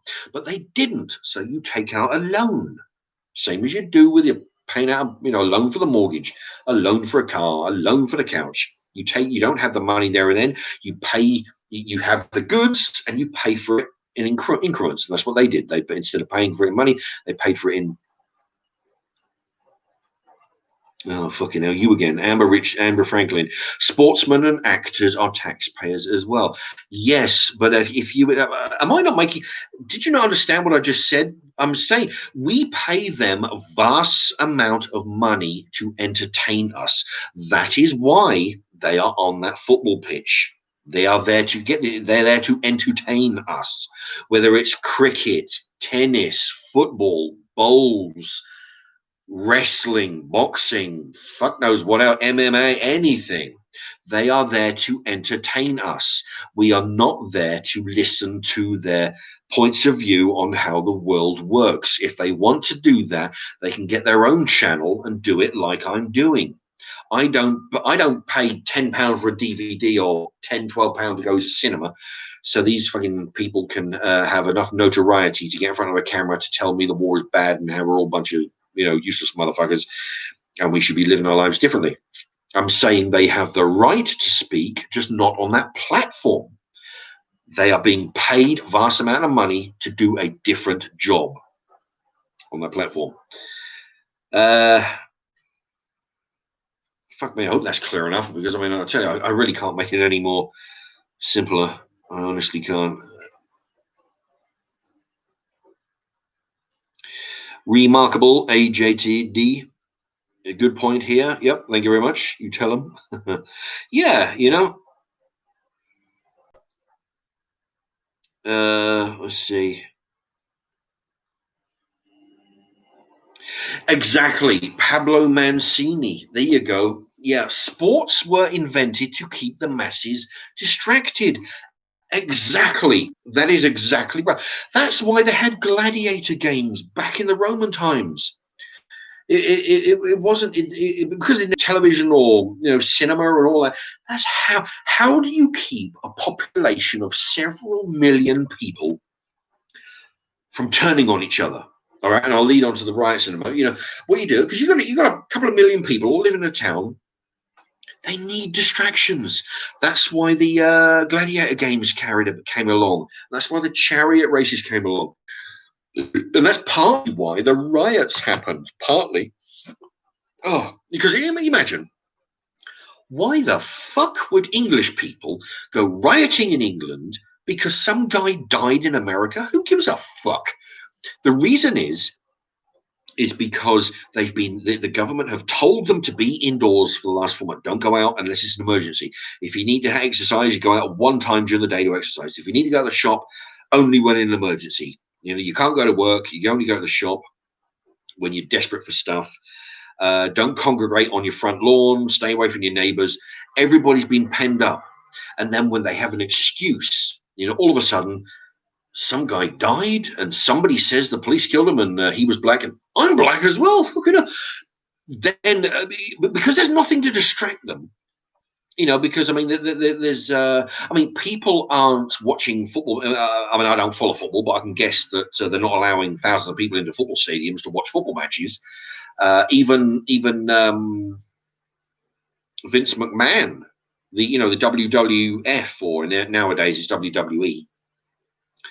Even from a few videos I've been watching on people talking about wrestling, he's talking about having wrestling matches with 0 people in the crowds, televising the match without the crowds. So if that's happened, I don't know. But I mean, there'll be very few sporting events, I would imagine, that's going on because you can't have people in crowds gathering. So people have less to do. There's only so much internet you can watch, only so much porn you can watch, only so much television you can watch. So the first chance they get to get out and let loose, and let rip with the anarchy, then the riots happened. It's because they're being pent up, and they like whoever that was, Mancini. The games were there to, distract the masses. When the crowds, are distracted, they're looking at football, they're looking at boxing, they're looking at this, looking at that. They're taking their minds off. So same with the regular criminals. I mean, you've got that kind of criminals with the rioters, but you look at the prison population. If you have, like I said in the last live stream that got cancelled. If you have 6 guys all chained together, all breaking rocks, or 6 guys together all digging a hole, making a mound over here, and the next day a different group come in and they take that dirt and they fill it, occupy their mind with something to do. They don't have the energy and they don't have the wherewithal, and they're not thinking about climbing on the roof and fucking throwing tiles down at the street below in a prison riot. You know, you give them something else to do, and that's partly why, you know, because at the end of the day, what logical reason would an Englishman? I mean, English people riot, of course. You know, I mean, they did 7 years ago when some silly sod got himself killed. All right, but but what logical reason would somebody have to wake up and say, "Wait a minute, a man died in New York, let's riot in London"? No, it's because they got a fucking load of wasters with nothing else better to do than to cause trouble. You know, as Basil Fawlty would say, a lot of layabouts with nothing else better to do than to cause trouble. Right? That's exactly how Nazi Germany started. You know, Basil Fawlty, John Cleese.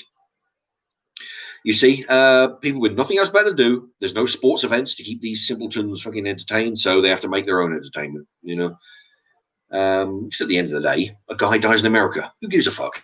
You know, it's just an excuse. You know, and besides, what does robbing televisions, £100 pairs of trainers, microwaves, what does that have to do with police brutality or alleged brutality? You know, there's nothing. You know.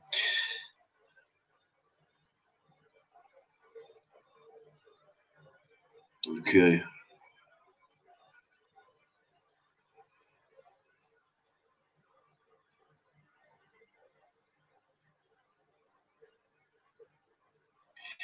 Pablo Mancini, everyone's been waiting for football. The world will be watching, and they will be taking the knee on TV. Yeah, yeah. You see, that's the thing. Unfortunately, I mean, there are some. You know, there's the clips I've seen where, you know, I call it English. I don't know what teams they were or what country they're in, but I talk about English football as opposed to the difference between American football and both football but different. The trouble is, you see these football players. You see that, yeah, you know what fucking makes me cringe looking at these football players, again, overpriced, silly sods, you know, trying to push the agenda.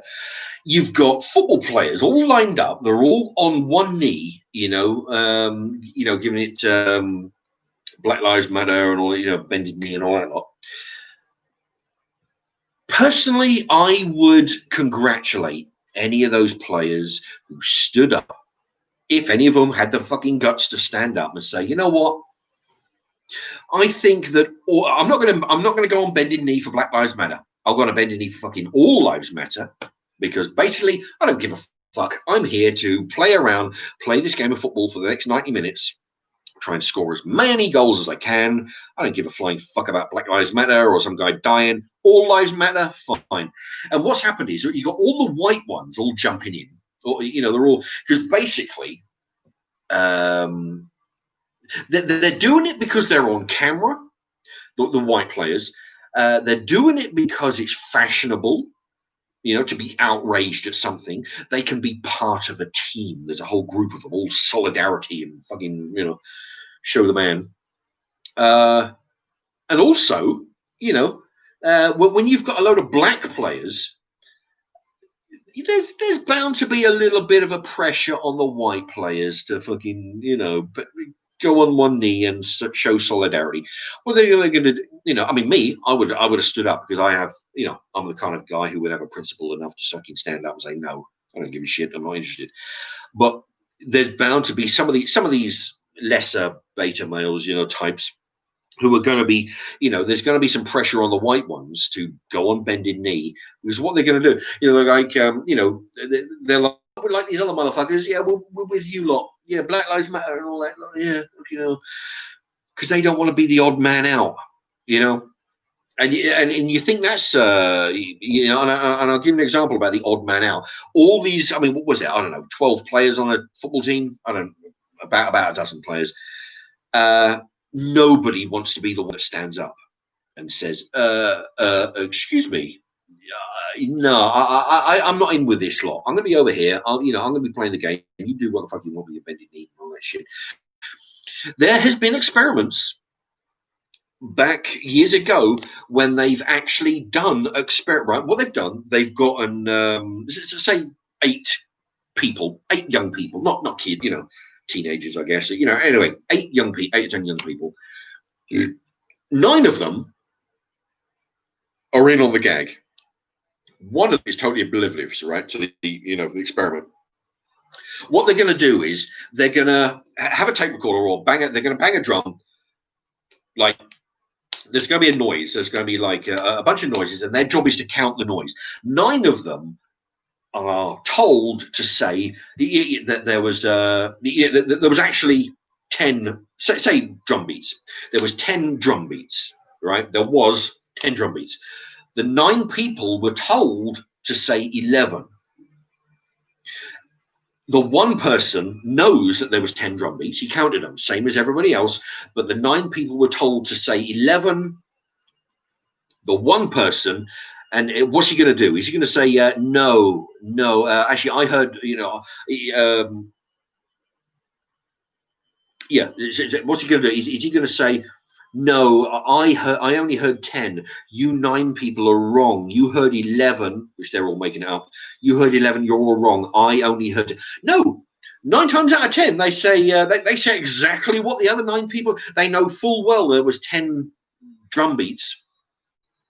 They know full well that these other 9 people counted wrong, but they join the group because they don't want to be the one guy that says, no, I heard something completely different. The mob mentality. And it's the same thing on these football players. I'm fucking certain. Not all of them flying fuck about Black Lives Matter or anything else, quite rightly. So they go there. The white players are thinking, well, the thing is, I've got to go and I've got to be in the locker room with these guys. I've got to be in the same day. I've got to go out drinking with these, so I'll just bend my knee to just keep the peace. Nah, have some fucking guts and stand up and say, no, I don't care about what you people are whinging about or protesting about. I'm not here to do that. I'm being paid a fuckload of money to do a job, and I'm going to go do it. Do your own thing, but no, they don't want to be the odd man out to say something different. So what they do, they go on bended knee. Yeah, we're all good fellas, okay? Yeah, we're all together, aren't we? Yeah, don't think bad about me. Yeah. Grow some fucking guts. Simon says nobody's taking any more notice of the lockdown anymore. Exactly. Yeah. You see, the thing is, people are realizing that it's not. I mean, I'm not saying it's not bad. It's as bad as the regular. But my mum. Oh God, I don't know why I bother talking to her, but she's a health worker, and I was having a discussion with her the other day, saying, so why is it now that why is it now that the business has been shut down? People are on a 4-month lockdown. People are going around with masks, hand sanitizer, being staying 6 feet. Why are people doing that now instead of the other 100 times that every year the flu comes along? Okay, every year, why is it that now we're doing this and not the other 100 times that the flu's been along? And she's like, well, I mean, yeah, but how is it more dangerous? I mean, considering that they're inflating the numbers, you die in a 6-man car crash. They put that's 6 bodies down to coronavirus. Okay, a guy falls down the stairs. A guy he dies of a parachute doesn't open. Right, he happened to have corona. Okay, corona death. They're inflating the numbers to make everybody, scared. Why is it different now? Why are we wearing masks now? Why is everybody staying 6 feet apart now? What about the other 100 times it happens every year for the last 100 years? Nobody's done it before. You catch, some kind of virus. But she couldn't. She thought I was a fucking arsehole for speaking up. And also, I was saying to her that this is the perfect way. Because this suits the government. Again, being able to criticize the government is a good thing for while it lasts. This is the perfect scenario for the government. And she could, she couldn't see that. So I was saying, why? So I asked her, Why would it benefit everybody to be off work for 4 or 5 months and locked in their house, afraid to go out? What possible reason would the government be overjoyed with that? Assuming it was some big master plan to, fuck with people. She couldn't see it, so I pointed out. It's fair enough. So I pointed out that one, if everybody's out of work for 4 or 5 months, right, they're claiming social, they're running into debt, they're not paying the electric, not paying the council taxes and all that kind of stuff. One, it gets people into debt up to their ears. You imagine being debt, accumulating debt for 4 or 5 months. When it's over, you'll be damn sure you're not going to cause any waves when you get back to work about conditions, about pay, about the way the place is run, about about basically your lot. You're not going to be causing any waves because you need. But if they want to, if they decide once this is all over, and I said to her, if they wanted to up your, an extra hour a day, and so if you're working an eight-hour shift, up it by 1 hour and do it for £1 less. So you're working 9 hours for £1 less every single day. You're not going to complain when you're 5 months in debt with the fucking council and the water board. You're going to put up with any old shit and thank them for it. So you're not going to complain about your lot. Two, what has the virus and the lockdown acclimatized us to do? One, to accept authority and being told what to do by the police and the government in general. We are getting used to doing what we are told without argument. What was it? There was another point I was going to make as well. Oh, and also, what else has it done? It has encouraged people to inform on their neighbor and to basically band into groups at the supermarket, threaten, like in this case, that video I talked about earlier about this lone woman carrying a baby, trying to get some food for her baby. A group of 10 or 12 people in an American supermarket screaming at her to get out, get out, get out, leave now, get out. So you got three things. It makes So you'll be pleased to fucking have a job and you'll be thankful for it no matter what the conditions. Acclimatized you to obey. That's what I'm talking about. Obey authority. Obey the police. Obey the prime minister. Obey without question. And three, inform on your neighbor, just like the Gestapo who tried it succeeded all those years ago with the doors to anybody, not just on the virus. Oh yeah, he's having a barbecue out on his lawn. Please come around and arrest him. It'll be anything. Your neighbors playing the music too loud. Any reason why you have a grievance against your neighbor, a work colleague, some guy who lives opposite the street, anybody. When you get into a mentality of it's because you're being used to. We've been trained over the last 4 months to do these things. Get into debt, obey authority, inform on your neighbors. That and she couldn't see that, but that's why. With all this doom and gloom, that's why I'm not saying that the government are propelling this this thing, but you can be damn sure the government are not thinking this is a bad thing. Surely not. No, these three things are good for the government. When else in history have you had I mean, there's been other recessions and people have got into debt and but basically they could do that. Whenever the hell this is all over, they could give you an extra hour a day, so you're working 5 extra hours a week for £1 less an hour, and you're going to put up with it, just like we did when they went back. It's a lot better now. But years ago, when we were getting flooded with immigrants, wages crashed. You go into any warehouse and they were giving the minimum wage. You're fucking lucky to have it. It's because because they were able to, and then when this is over, they will be able to again if they want to, None of this, but that could go down to, that could go back to £10, which doesn't sound a whole hell of a lot, but when you do, say, a 35-hour week, 37-hour week, or whatever the hell, that's 35, 70, it's 140 a month, give or take.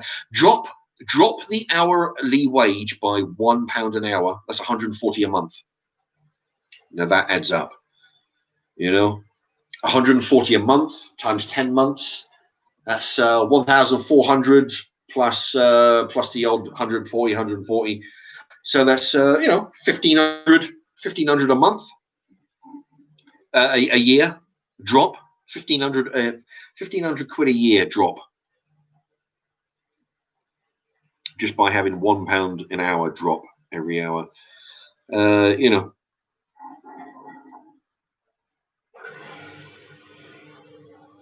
Bob Matthews, are you alive? Can you hear me? Well, no, I can't hear you, but I can read what you're writing, though, if that's what you mean.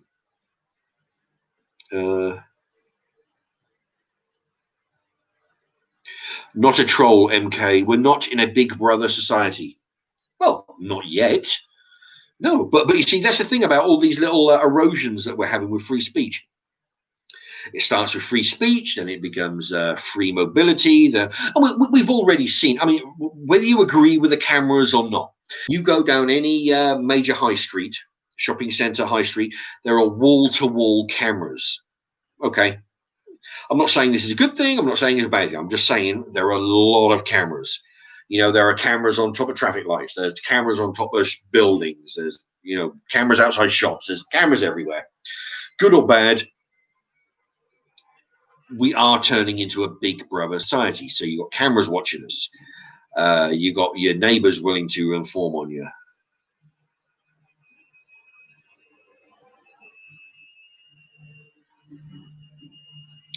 But besides, I mean, that's been these shop loyalty cards. You scan the card and you get dividend points, or in my case, at the co-op, they scan your card and get 5 pence dividend on everything that you spend on shop brands. That's another way Big Brother's watching you. They know exactly your shopping habits, and that's how at one point they used to give you vouchers. Every like 10th customer, every 15th customer used to get a voucher saying, right, 50p off your next loaf of bread, 50p off your next tin of dog food. It's because they know that you buy dog food, so they give you a voucher. They're going to give you. They've never given me. They've never given me vouchers for baby food, because I don't buy, except for the baby food I bought to dump on the, to give to the charity down on the or the council. I never buy baby food, so they don't give me vouchers for baby food. They don't give me vouchers for dog food because I don't buy dog food, but they give me vouchers for vegetables. They give me vouchers for off 50p off your next loaf of bread. So Big Brother is watching you. They know exactly what you're spending at the supermarket. They know exactly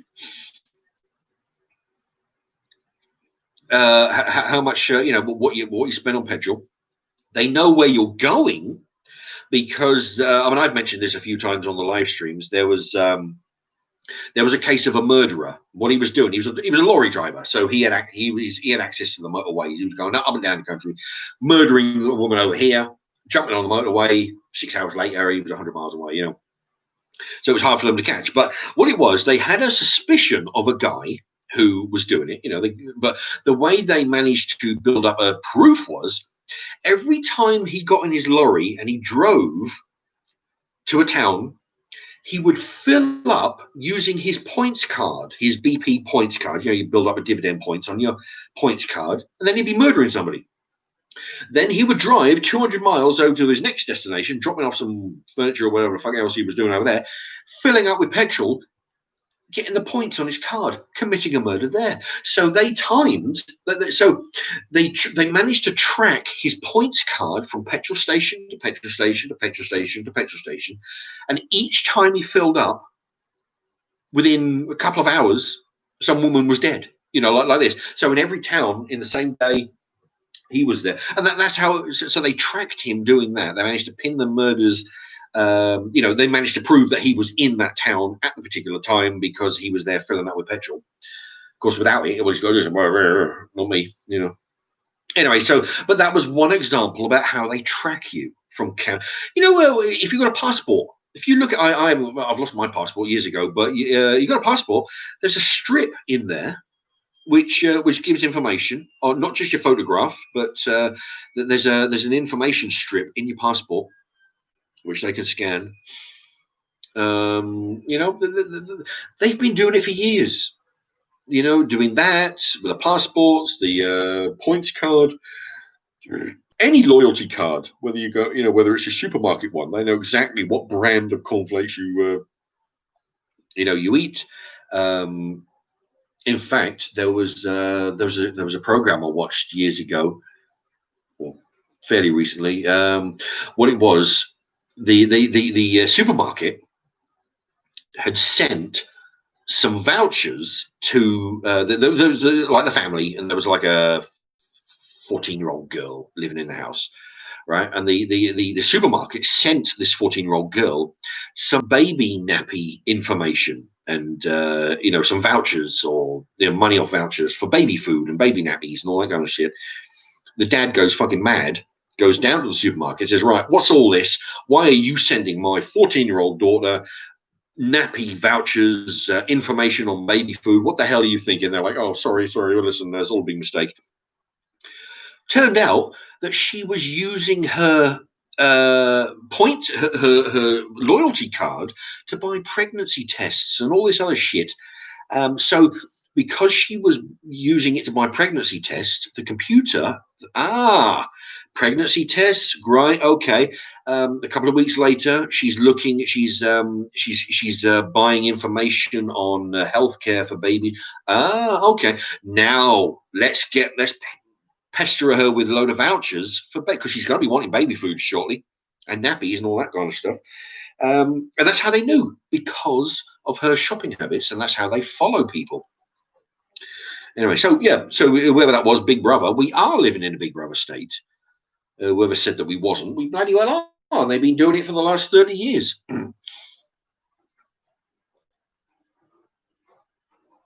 Remarkable AJT is off to make some toast. Harrison Reed is more fun when Mark puts someone in their place.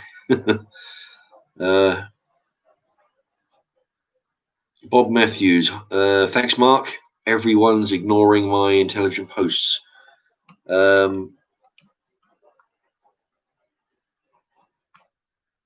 Okay, I don't see.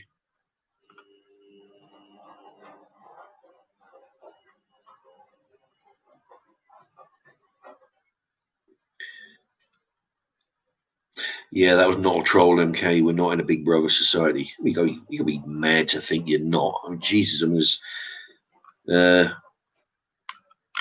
okay. Okay, yeah, somebody's got their message deleted. Yeah, him. He was being a bit awkward earlier.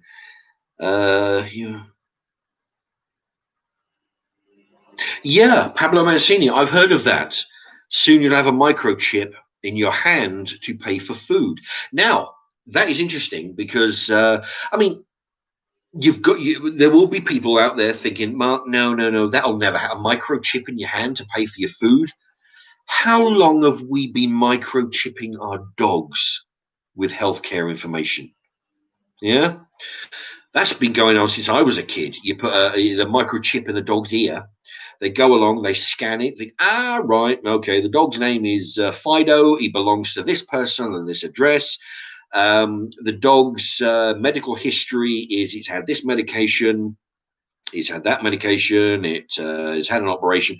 All this from a microchip in the dog's ear. That's been going on for almost as long as I've been alive, I think. So is it such a stretch to have that information in a person's ear?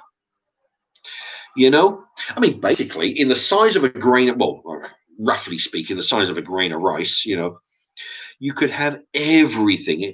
You could have somebody's medical history, somebody's uh, uh, well, medical history, their criminal history, their work history, their educational history, any kind of information you want. You could have in a microchip in the ear, in the hand, in your arse cheek. You can have all this stuff.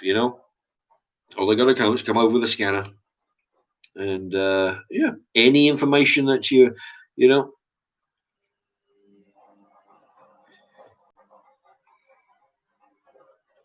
Yeah, so having a microchip in your hand. I mean, they've already. Why people do it, I see it all the time. The wireless credit cards. You come along and you just put your credit card up against the thing, and it pays for your bus ticket or whatever. I get shit all the time off the bus drivers. Haven't you got one of those wireless? No, I don't got a wireless thing. I've got fucking exact money. That's what I've got.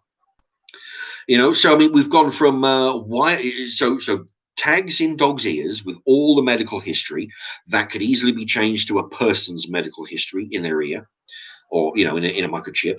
But once you've got the medical history, that opens the doors for anything else. Um, Criminal history. Say you've been to prison, for example, that could be on a microchip in your ear. An employer comes along, scans. Oh yeah. Well, the thing is, you've been to prison for this, that, and the other. I see that your medical history says you've got dodgy knees. Oh well, we can't employ you for either one of those two reasons. Or whatever else. Oh, you've taken, they could go and zap the microchip. Oh, your medical history says you take antidepressants. Oh dear, well that could be a problem for work in this place. Any reason. What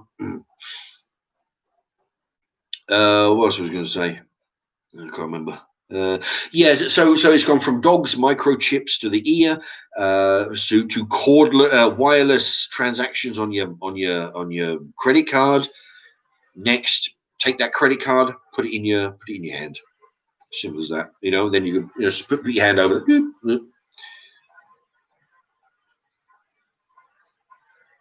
Then, of course, you got to worry about, instead of somebody trying to guess your PIN number in the good old days, now they've got to cut your hand off and take it to the ATM. So you got that to worry about.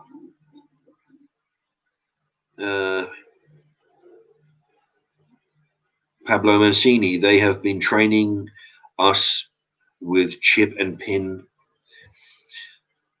for a while. Yeah, see, I don't get it. See, I mean, in the old days, yeah, I mean, it was a PIN number. Well, I sent my card back. They sent it to me, a wireless one, and I sent it right back. I had to wait a week for another one, the regular one. I actually phoned up the bank and I said, look, it's a stupid idea. Anybody, if it falls on the floor, anybody rolls my pocket, anybody, they just take it to the shop, buy a bottle of vodka, come back. I would never know that it had been used. It's a stupid idea. I don't want it. It's a sod off. And I want you to put a message on my computer screen. Don't send me it again. I'm like, oh no, we can't do that. No, sorry. No, you're going to have to every year or every few years when it runs out, you're going to have to apply for get an original one. So with all the technology they got, they can't put a message on my screen. This guy doesn't want it wireless.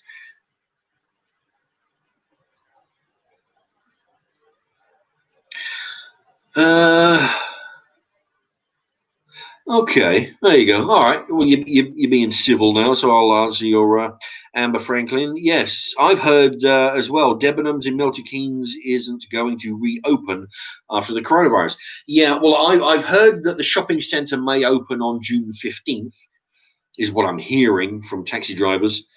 Debenhams, I've heard that they are not going to reopen at all. Which I was talking to somebody the other day about it. Actually, I mean, Debenhams is a huge area. I mean, they've got the ground. I think somebody told me they've got like three. I haven't been in there in years. My nose is itching. I haven't been there in years, but I think they've got 3 floors, so they could turn that into a mini shopping centre. Really, you've got your Milton Keynes shopping centre, and you could have Debenhams as a mini one. I mean, Christ. You could have a mini shopping center. You could have a dozen shops on each of the floors. You know, instead of one big one, have 36 little ones in there. You know, that'd be quite good. So that'd be interesting to see. I want the Poundland to open again, for Christ's sakes. You know, I want to get into Poundland. I want to start buying some, because once I get into Poundland, I can start buying some supplies again to restock. Because, you know, a while back, I gave up, you know, some of my supplies. You know, it's a load of bog rolls and what was it, bars of soap, washing up liquid, shampoo, some sponges for the dishes, you know, some, you know, a big tub of salt. Anyway, all kinds of shit like that. So what I want to do is restock, and so I need to get down to Poundland, and I'll be making some videos on the stuff that I get from there.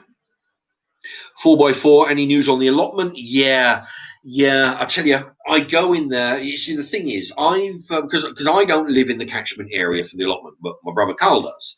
So Carl filled out the form. It went in there. I will be using the allotment with him. That's what we're telling the allotment people. So you know, because he works some shitty art hours, and so I'll put my details down, so they'll phone me.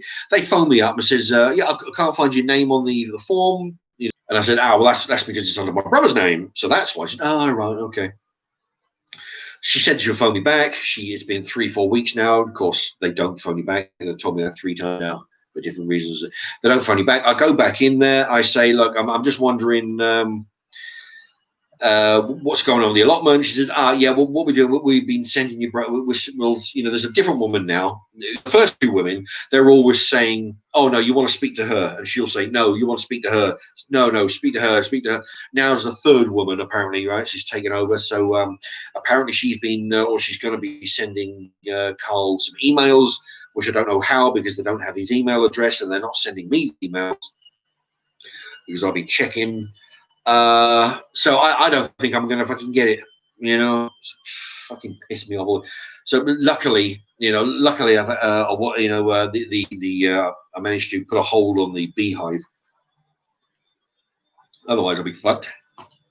Because what I'm gonna do, I'm just gonna have to reapply again. It's a fucking nightmare. And the thing is, I should have one, you know, because I'm 6 in line. But the trouble is, they were under the impression that I was willing to take any allotment. There's like 1, 2, 3, 4. I think there's 5 allotments spread over the area.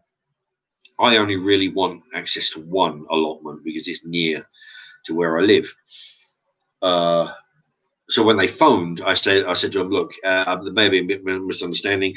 This is the one that we want. And I'm being 6 in line. I thought, you know, but maybe there's only 5 allotments on that patch, 5 spaces on that particular allotment. Maybe, I don't know, and I'm number 6, so I don't know. But they're not bothering to let me know.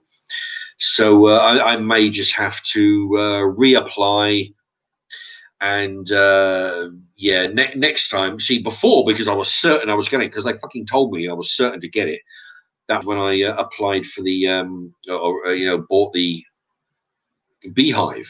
But then it turned out the transaction never worked. The company never received the money, so that was fine. So next time I'll wait until I definitely got my hands on one before anyway. So it doesn't look like I've you never know, it just doesn't look like it's anyway.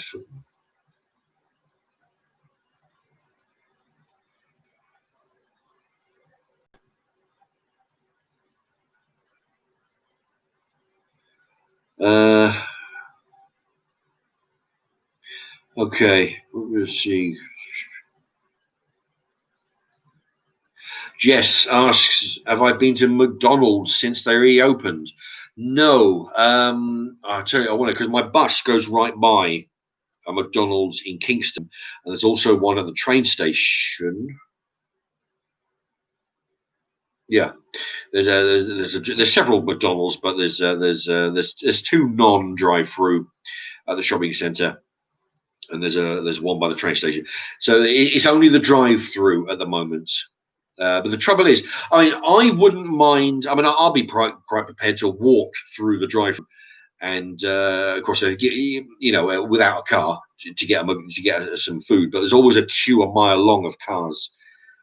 I mean, I've heard of people. I've known when I worked at Burger King. I've known people that when near the end of the night, when we shut the doors, there's people that will actually walk to the drive-through window and order their food through the drive-through window. That happens at Burger King. If McDonald's was to give me any shit, I'll just start banging on the window. Just make a big fuss. Tell them you're not leaving. You're going to make a big fucking load of noise. They'll serve you if they've got any sense. So if anybody's out there, just do that. But the queue is too long with the cars. I mean, there's fucking 15 cars, 15, 20 cars, all in a line.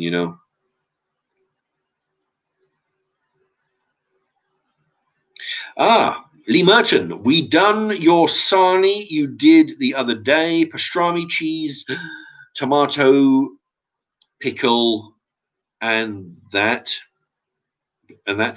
We all loved it. Indeed, I tell you, yeah, that was a good. It was a nice sandwich. There's a little bit more pepper on it than normal. It's depending on what, how the pack of pastrami goes. But pastrami is really nice. It's if that noise, by the way, if you can hear it, that's the laundry machine. I don't know if you can hear that, but yeah, I tell you that is a nice sandwich. It is a good one, and of course with the what you call pickle is like what we call gherkin. So gherkin, you got your tomato. It's all good. Adds a bit of moisture because you got your dry bread, your dry meat, and also that little trick. I remember who it was. Jace, I think the name was Jace. But using a potato peeler to scrape the block, not a grater. Use a potato peeler to scrape the block of cheese, and it comes out wafer thin slices of cheese. Oh, it's a lot better than trying to do it with a knife. It's a lot harder, because with a knife that comes out, you try and do it thin, it comes out thick.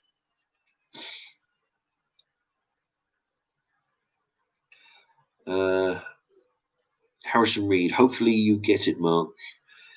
You talk about the McDonald's. Yeah, I tell you, I've got a hankering for a Big Mac. Naz050, hey Mark, last 5 pandemics we got away with it, but this coronavirus we got HIT with the bullet and got hit with it badly, unfortunately. Do you think this is a government experiment? Well, I mean, the governments are hoarding all kinds of nasty bacteria in those special labs, where they experiment on, they put like Ebola in there and they try and figure out a cure for it. They got loads, but no, it's not. Yeah, the government had something to do with it, but not our government. It was the Chinese government. The Chinese wet markets where they sell live animals and they kill them for food. All the blood's mixing up with all bacteria. The Chinese government on keeping a lid on it for as long as they could, just long enough for people to start jumping on planes and going all around the world. And by then we're all fucked. So we can thank them for that. But yeah, I mean, so it was theirs. I don't think it was our government. It was the Chinese government.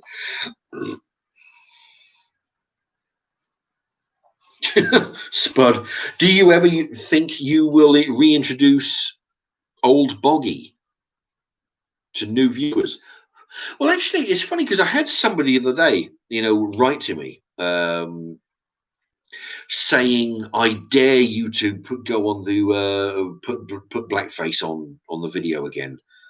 Like this, I dare you. And it's like, fuck off. What, be 5 years old? I double dare you. And but no, I might do. I mean, the times that I've done it was because of the Old Boggy character in Jeeves and Wooster TV show.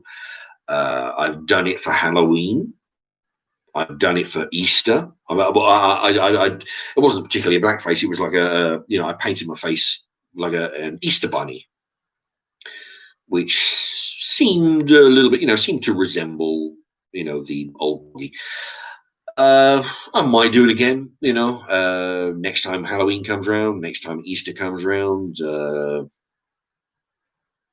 don't know. So maybe. Uh,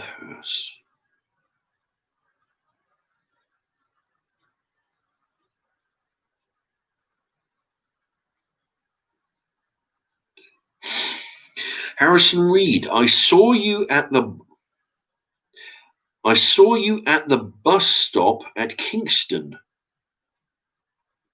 as I was driving by. Oh, comma. Shame I couldn't stop. Would have been nice to chat to you. Did you see me sitting in the? When was this? The was it a while back or recently? Was I in the bus stop? But yeah, if anybody recognizes me, by all means, you can chat.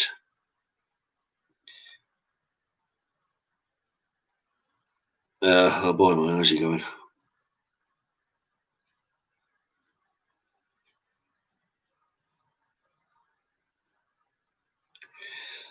Uh,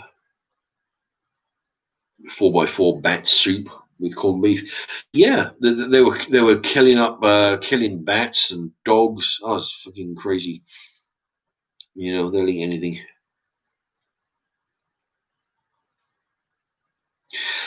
Lee Merton. Can you shout out my dad? His name is Roy, who is 73 today, which would be June 13. Who is 73 today. He is a subscriber to your channel. Cheers, mate. Thank you very much. So that's Lee Merton's dad, Roy, who's 73 today. Happy birthday to you. Yeah, we nearly have the same birthday. Mine's on the 6th. Was it 7 days ago?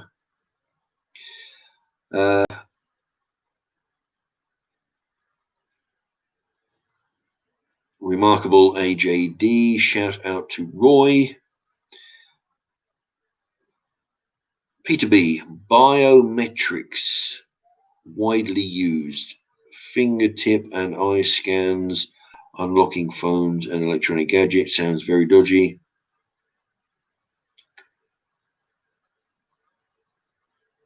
Any phone, you can tap into any phone to listen to whatever they wish.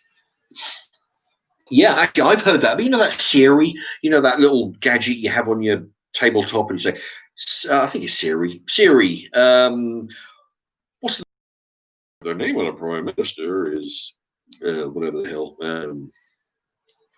Boris Johnson. Like that. You ask him a question. I've actually watched programs of people talking about that, and they've said, this Siri, I've actually, they're thinking it's idle in the corner there, and they'll just be talking away. And suddenly the thing will just click in and answer. You'll be talking to your mate, and the thing will just chip in the conversation. Like if you're talking about,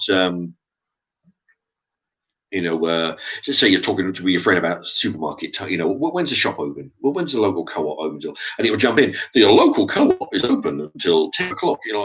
What? So so it becomes apparent that this thing's listening all the time, whether you're, But no, actually, it just reminded me talking about, just that there. A couple of stories. This is going back 2-3 weeks. Oh, picture's frozen. Oh, picture frozen there for a while. I was in two things that happened in my co-op. The first one was the co-op have organised a one-way system, around the shop, right? Which is no good for me because I like to go up on the racks and I think, wait a minute. What I'll do, I'll go round, look at the bread, then I'll have to double back and then look at the meat, see what kind of meat. Because I don't want to buy the meat if there's no bread, right? So I have to go around, look at the meat. Then sometimes I go backwards and forwards around the shop. And no, it's crazy, and some people, like if you're standing there looking at the shelf, you see them in the provisional. the corner of your eye. They're standing there waiting for you, and you think, "No fucking bloke, if they can't be bothered to walk by, they fucking leave them stand there." So, and suddenly after a few seconds, like, "Just give me, do you mind if I?" Yeah, just go. You're causing more problems standing there than just by fucking moving by, right? So just go by. Anyway, so I'm about 3 weeks ago. I'm doubling back. So I've got my bread. I'm doubling back, looking at the stuff to put in the sandwich, right? So I go back, and I'm walking past, and this woman fucking hugs up, with her back up against the freezer, where as I'm walking by, there's plenty of room, but I could say out the corner, I didn't register it at first because I wasn't interested. I don't interested in old women. But as I'm walking by, she goes up, flattens herself up against the freezer so I can go by. And then she said to me, "Oh, there's a one-way system." Like, what are they? As when he's mumbling to me as she's walking around the corner. But it seemed really strange. I mean, what the fuck is somebody thinking when they, it really was. I mean, she was, up against there. How pathetic, And there was another time, a week later. Right, this one was this one story I told my mum, and she thought I was. My mum's not particularly. She never really takes my side in anything. She always thinks that I'm the arsehole and I deserve what happens to me, and it's my wrongdoing because I'm a fucking arsehole and I look at the world in a different way. But this is why I told her what happened with this woman. Not the woman, that was a different woman. I'm standing there looking at the fruit juice on the shelf, right? And I see in my peripheral, that's it. A woman, right? She's standing like 6 feet. And she's kind of looking at the shelf, but she's looking like she might want to come by. It's frozen. She's looking like she might want to buy, but I'm knowing, I can't be bothered talking about. Oh, listen, do you want to go back? Look, so I'm standing there, and I figure if she wants to go by, she'll go by. If she wants to stand like a dummy, then great. Then a kid comes down the aisle, and he's saying, "Oh, do you mind if I?" She's no, you've got to stand 6 feet apart. You can't go by. You've got to go round because you've got to be 6 feet apart. So he goes, "Oh." So he goes round. You get to the round the long way around, and I say to her, "Lady, do you even understand how this virus is transmitted? Okay, I would have to cough on you or sneeze on you or lick my hand and rub it across your face for you to catch this virus. Do you not understand?" And she goes, "Oh yeah, well the government say we got it." I said, "Listen," and I was saying, I was losing my mind. I was saying to her, "Listen, you're old enough to know the government don't have the government don't know what the fuck they're doing, all right, and they least of all don't have your best interest at heart. The reason." And she was older than I am, right? She had to be 10 years older than I am, and she's like, "Oh yeah, the government said that we've got to stand." And after I explained to her how I about me licking my hand and rubbing it across your face and sneezing on you, she goes, "Oh, I didn't mean to offend you and that." I don't know whether she was taking a piss or what, but it got me thinking. The thing is, it's like with the the 5 a day with the fruit and veg. They don't know. They just fucking made that up. 5 a day with the fruit and veg. You're thinking, well, 2 or 3 doesn't really sound a lot. 8, that's way too much. Oh Jesus! Well, we need something. 5. Well, 5, yeah, 5. Everybody, 5 a day. There you go. It's like with with everybody standing 6 feet apart. What that is, that if you're going to sneeze, that's approximately the distance where somebody is going to catch your sneeze. If they're 6 feet apart. So if you sneeze, if they're further than 6 feet, they've got a pretty good chance of not being caught by the sneeze that you've just blown out. That's why they made it 6 feet. So, it's not like and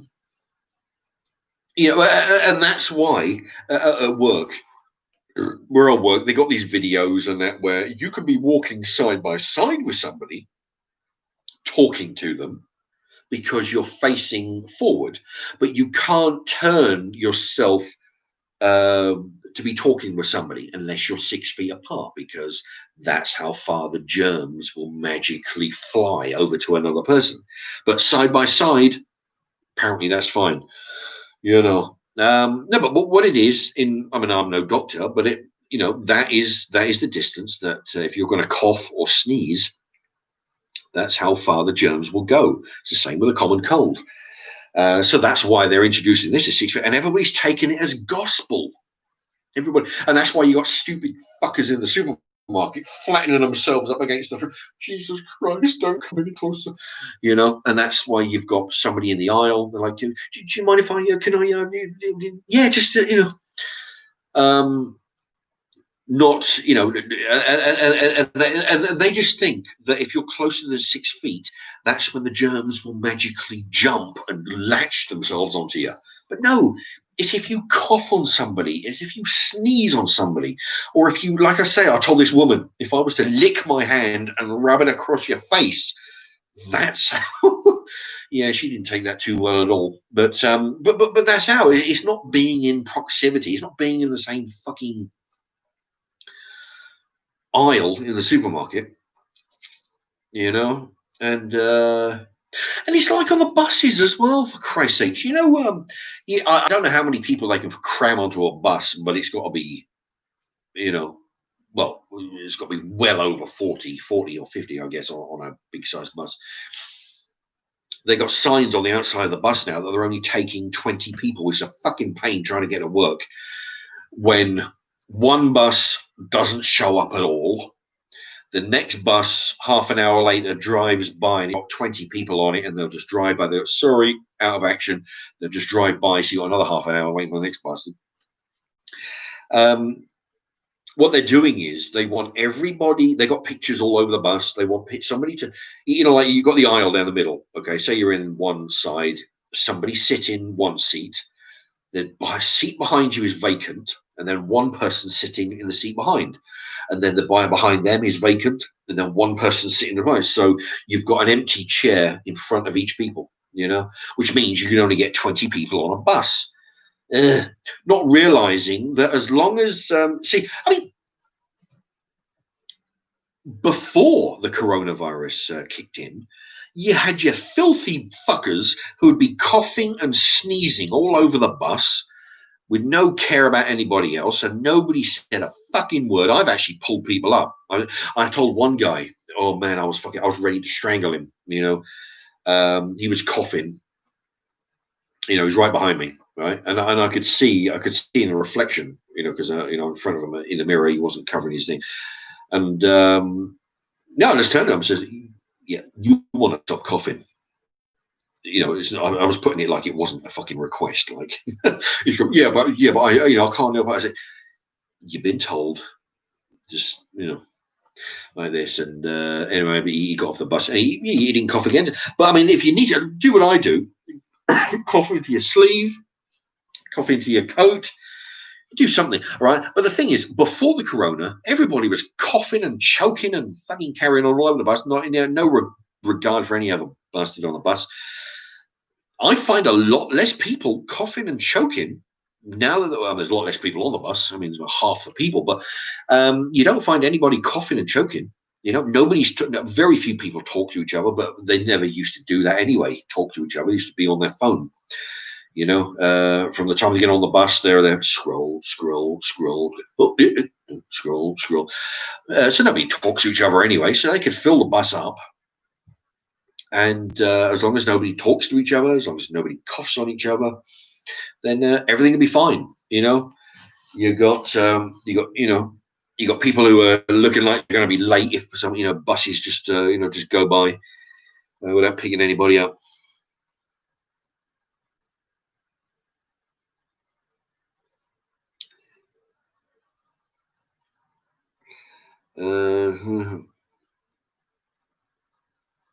Anyway, let's see.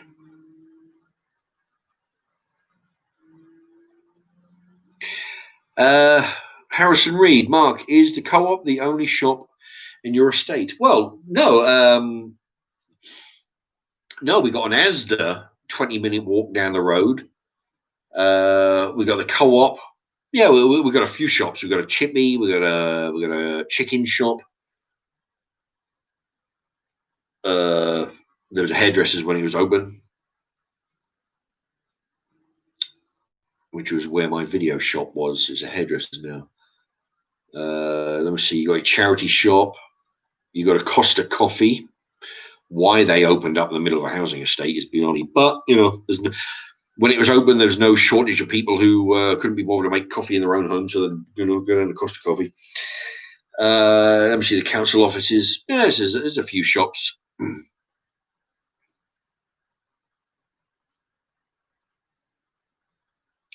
4x4, anyone on the bus needs a mask now. Well, that's what see, I was on the way to work, and as I'm getting on, the driver was telling everybody was getting on, right, as of Monday, you need to wear a mask. And we're like, yeah. All right, because nobody's been wearing a mask for the first 4 months, so why now is my question. Well, to myself, I didn't bother asking a driver. He's not going to give me a fucking answer. But why wait 4 months? Why not do that after the first couple of days? I mean, if they're going to do it, But I just thought it was being some asshole driver trying to be smart, because every other bus that I've got on, nobody's mentioned it. So I don't know. I've got I got given. Oh, I got given these. I've got two of them. I've got another one somewhere. I don't know where the other one is. Oh, there it is. Like this. I mean, basically, I mean, I suppose, if you're going to sneeze or cough on anybody, which I don't, but, I suppose it's better than nothing, I guess. If it means not having a fight with a bus driver, then I guess I could wear it for a while, But remark AJD, yeah, people in my area do do as well.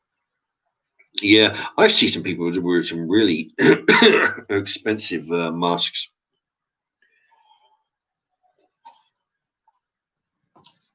But yeah, I got given a couple of those paper ones. Harrison Reed, a lot more than I have in mine. Just a local shop and kebab van. Well, that's the thing. I mean, I mentioned these shops. The charity shop is closed. The Costa Coffee is closed. The council office is open. The co-op is open. The hairdressers is shut. Chicken shop is open. And the chippy only opened 3 weeks ago. They were shut down for a couple of months. So yeah, it's not too bad. Yeah, I mean, imagine you thinking about it. There's probably a lot more shops than a lot of housing estates have. Shropshire lass, you will be fined if you do not wear a mask. Well, that's interesting. Who's going to fine you? Will they, like, I assume you're talking about the bus, will they call the police on you? Because the bus driver,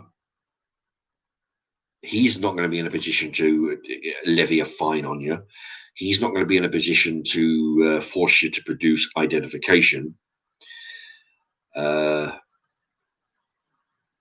they have a police officer there on the bus.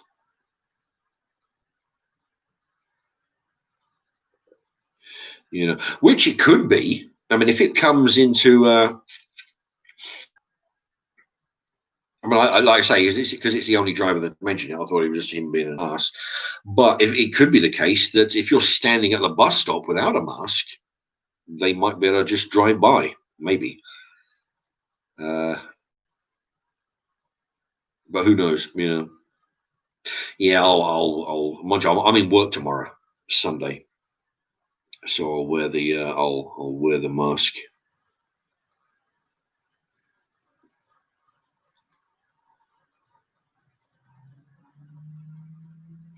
Brad Davies is thinking about having some dinner tonight. Just doesn't know what to have. Any ideas? Well, yeah. I mean, the thing is, I mean, it depends. Look at what you have in your cupboard or your freezer. Say, for example, uh, if you like, if a couple of sausages and a pork chop, type in Mark's Remarks pork chop, and it'll bring up all my video. So look at a video to coincide with what you have in your cupboard. If you have a couple of hamburgers in your freezer, type in Mark's Remarks burger. I've done burgers. I've done pasta. Like instead of mincemeat and you put pasta sauce with it and then throw that on your pasta. I've had hamburgers. I've chopped up hamburgers, put in some pasta sauce, cooked it up, put it on the pasta. If you type in Mark's Remarks burgers, Mark's Remarks fish fingers, Mark's Remarks bacon, whatever you have in your freezer, type that into the search. As long as you've got Mark's Remarks at the beginning and everything that I've done with those ingredients, then you'll get some ideas of what you can do with that particular. And if you've got a mix and match of ingredients, say you've got well, I've done before. I've had one pork chop, I've had two sausages, I've had one chicken breast, um, I've had some pork or beef chunks. They chop up beef chunks in a packet. Those four, I've done a casserole.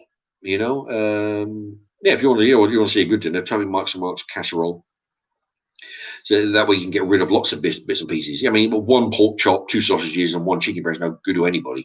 But put them in a big pot with some veg.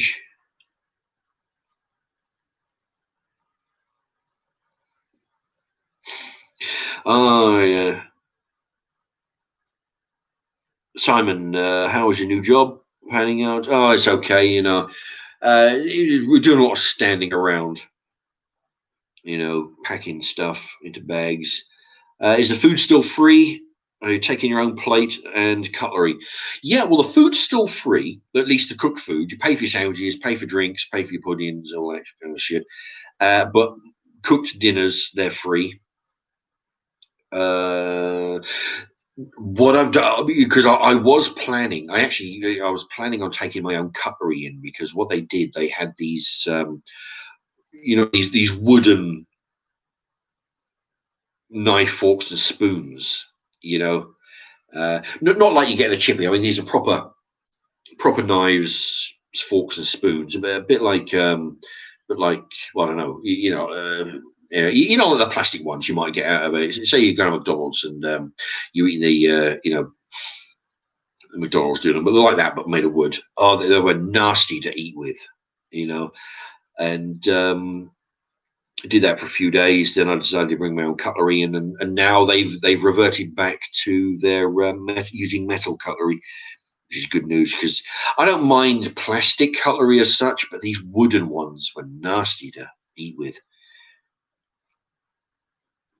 Adam Sebsoy, tomato plants are going okay. Yeah, they're really. I mean, no tomato plants yet, but they're really sprouting. I trimmed a few leaves off last night. What happened was a lot of the leaves were like being bleached. So I trimmed some of the dead ones off.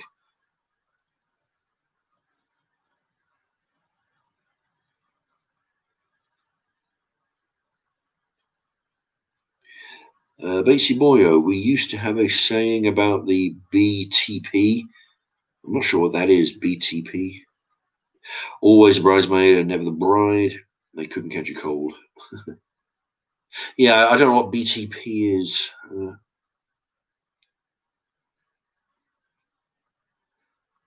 Anyway. All right, look, I've been going 2.5 hours, but that was basically, so we've covered a lot of subjects today. I'm glad YouTube haven't, I mean, that's the thing. Trying to get my point across without diluting what I want to say, but without them getting all fucking up in the air and thinking, right, well, we cancel Mark for his, So it looks like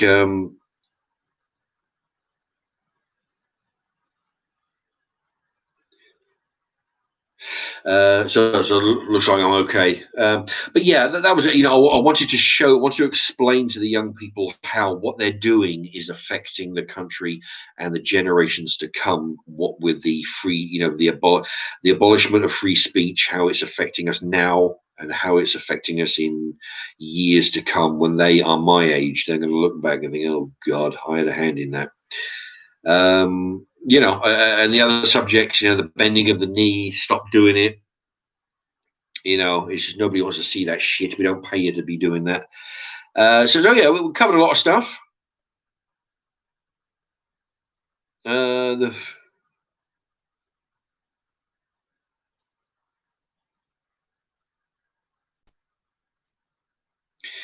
Yeah, there's a few messages getting deleted.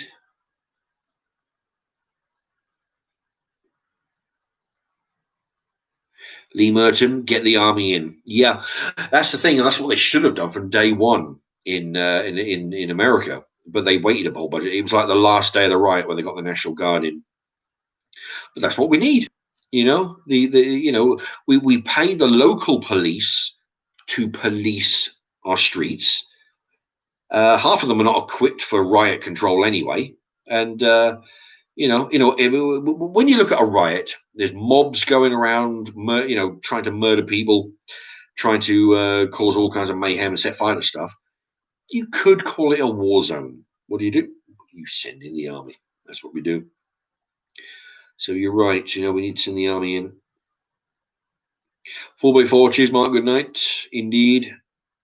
Yeah, I'm going to call it a night now. It's been 2.5 hours, but yeah, we've got a lot of subjects. So hopefully, I don't know if anybody will listen, but at least my words at the beginning of this live stream about how the abolishment of freedom of speech is a knock-on effect, and we will pay dearly for it. We're paying for it now, but we will pay dearly for it in the generations to come.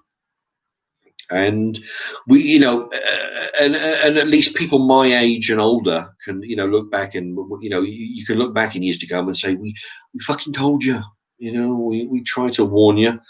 Stop what you're doing, you blue-eyed bloody weirdo, blue-haired weirdo, and stop what you're doing. You're basically fucking out for everybody, But what can you do? You can lead a horse to water. Anyway, right. Thank you to Batesy Boyo for keeping law and order. Let's see. If I can click onto this, and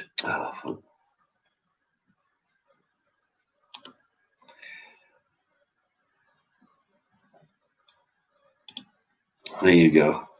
All right, get rid of that guy. Anybody? Any other quick ones? Jess.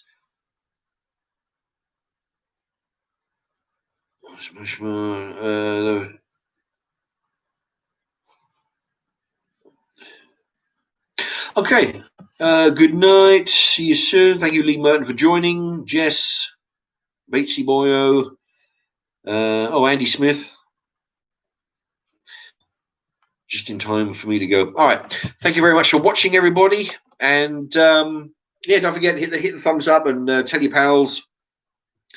If you're interested in free speech at all and you know where it is going, the situation in the country is going, tell your friends to watch my live streams. If they're I'm presuming that a lot of you will agree with what I say because you're sticking around to listen to it. If you know people who are of like mind, send them this way. So they can join in next time, perhaps. All right. Thank you very much, everybody, and good night.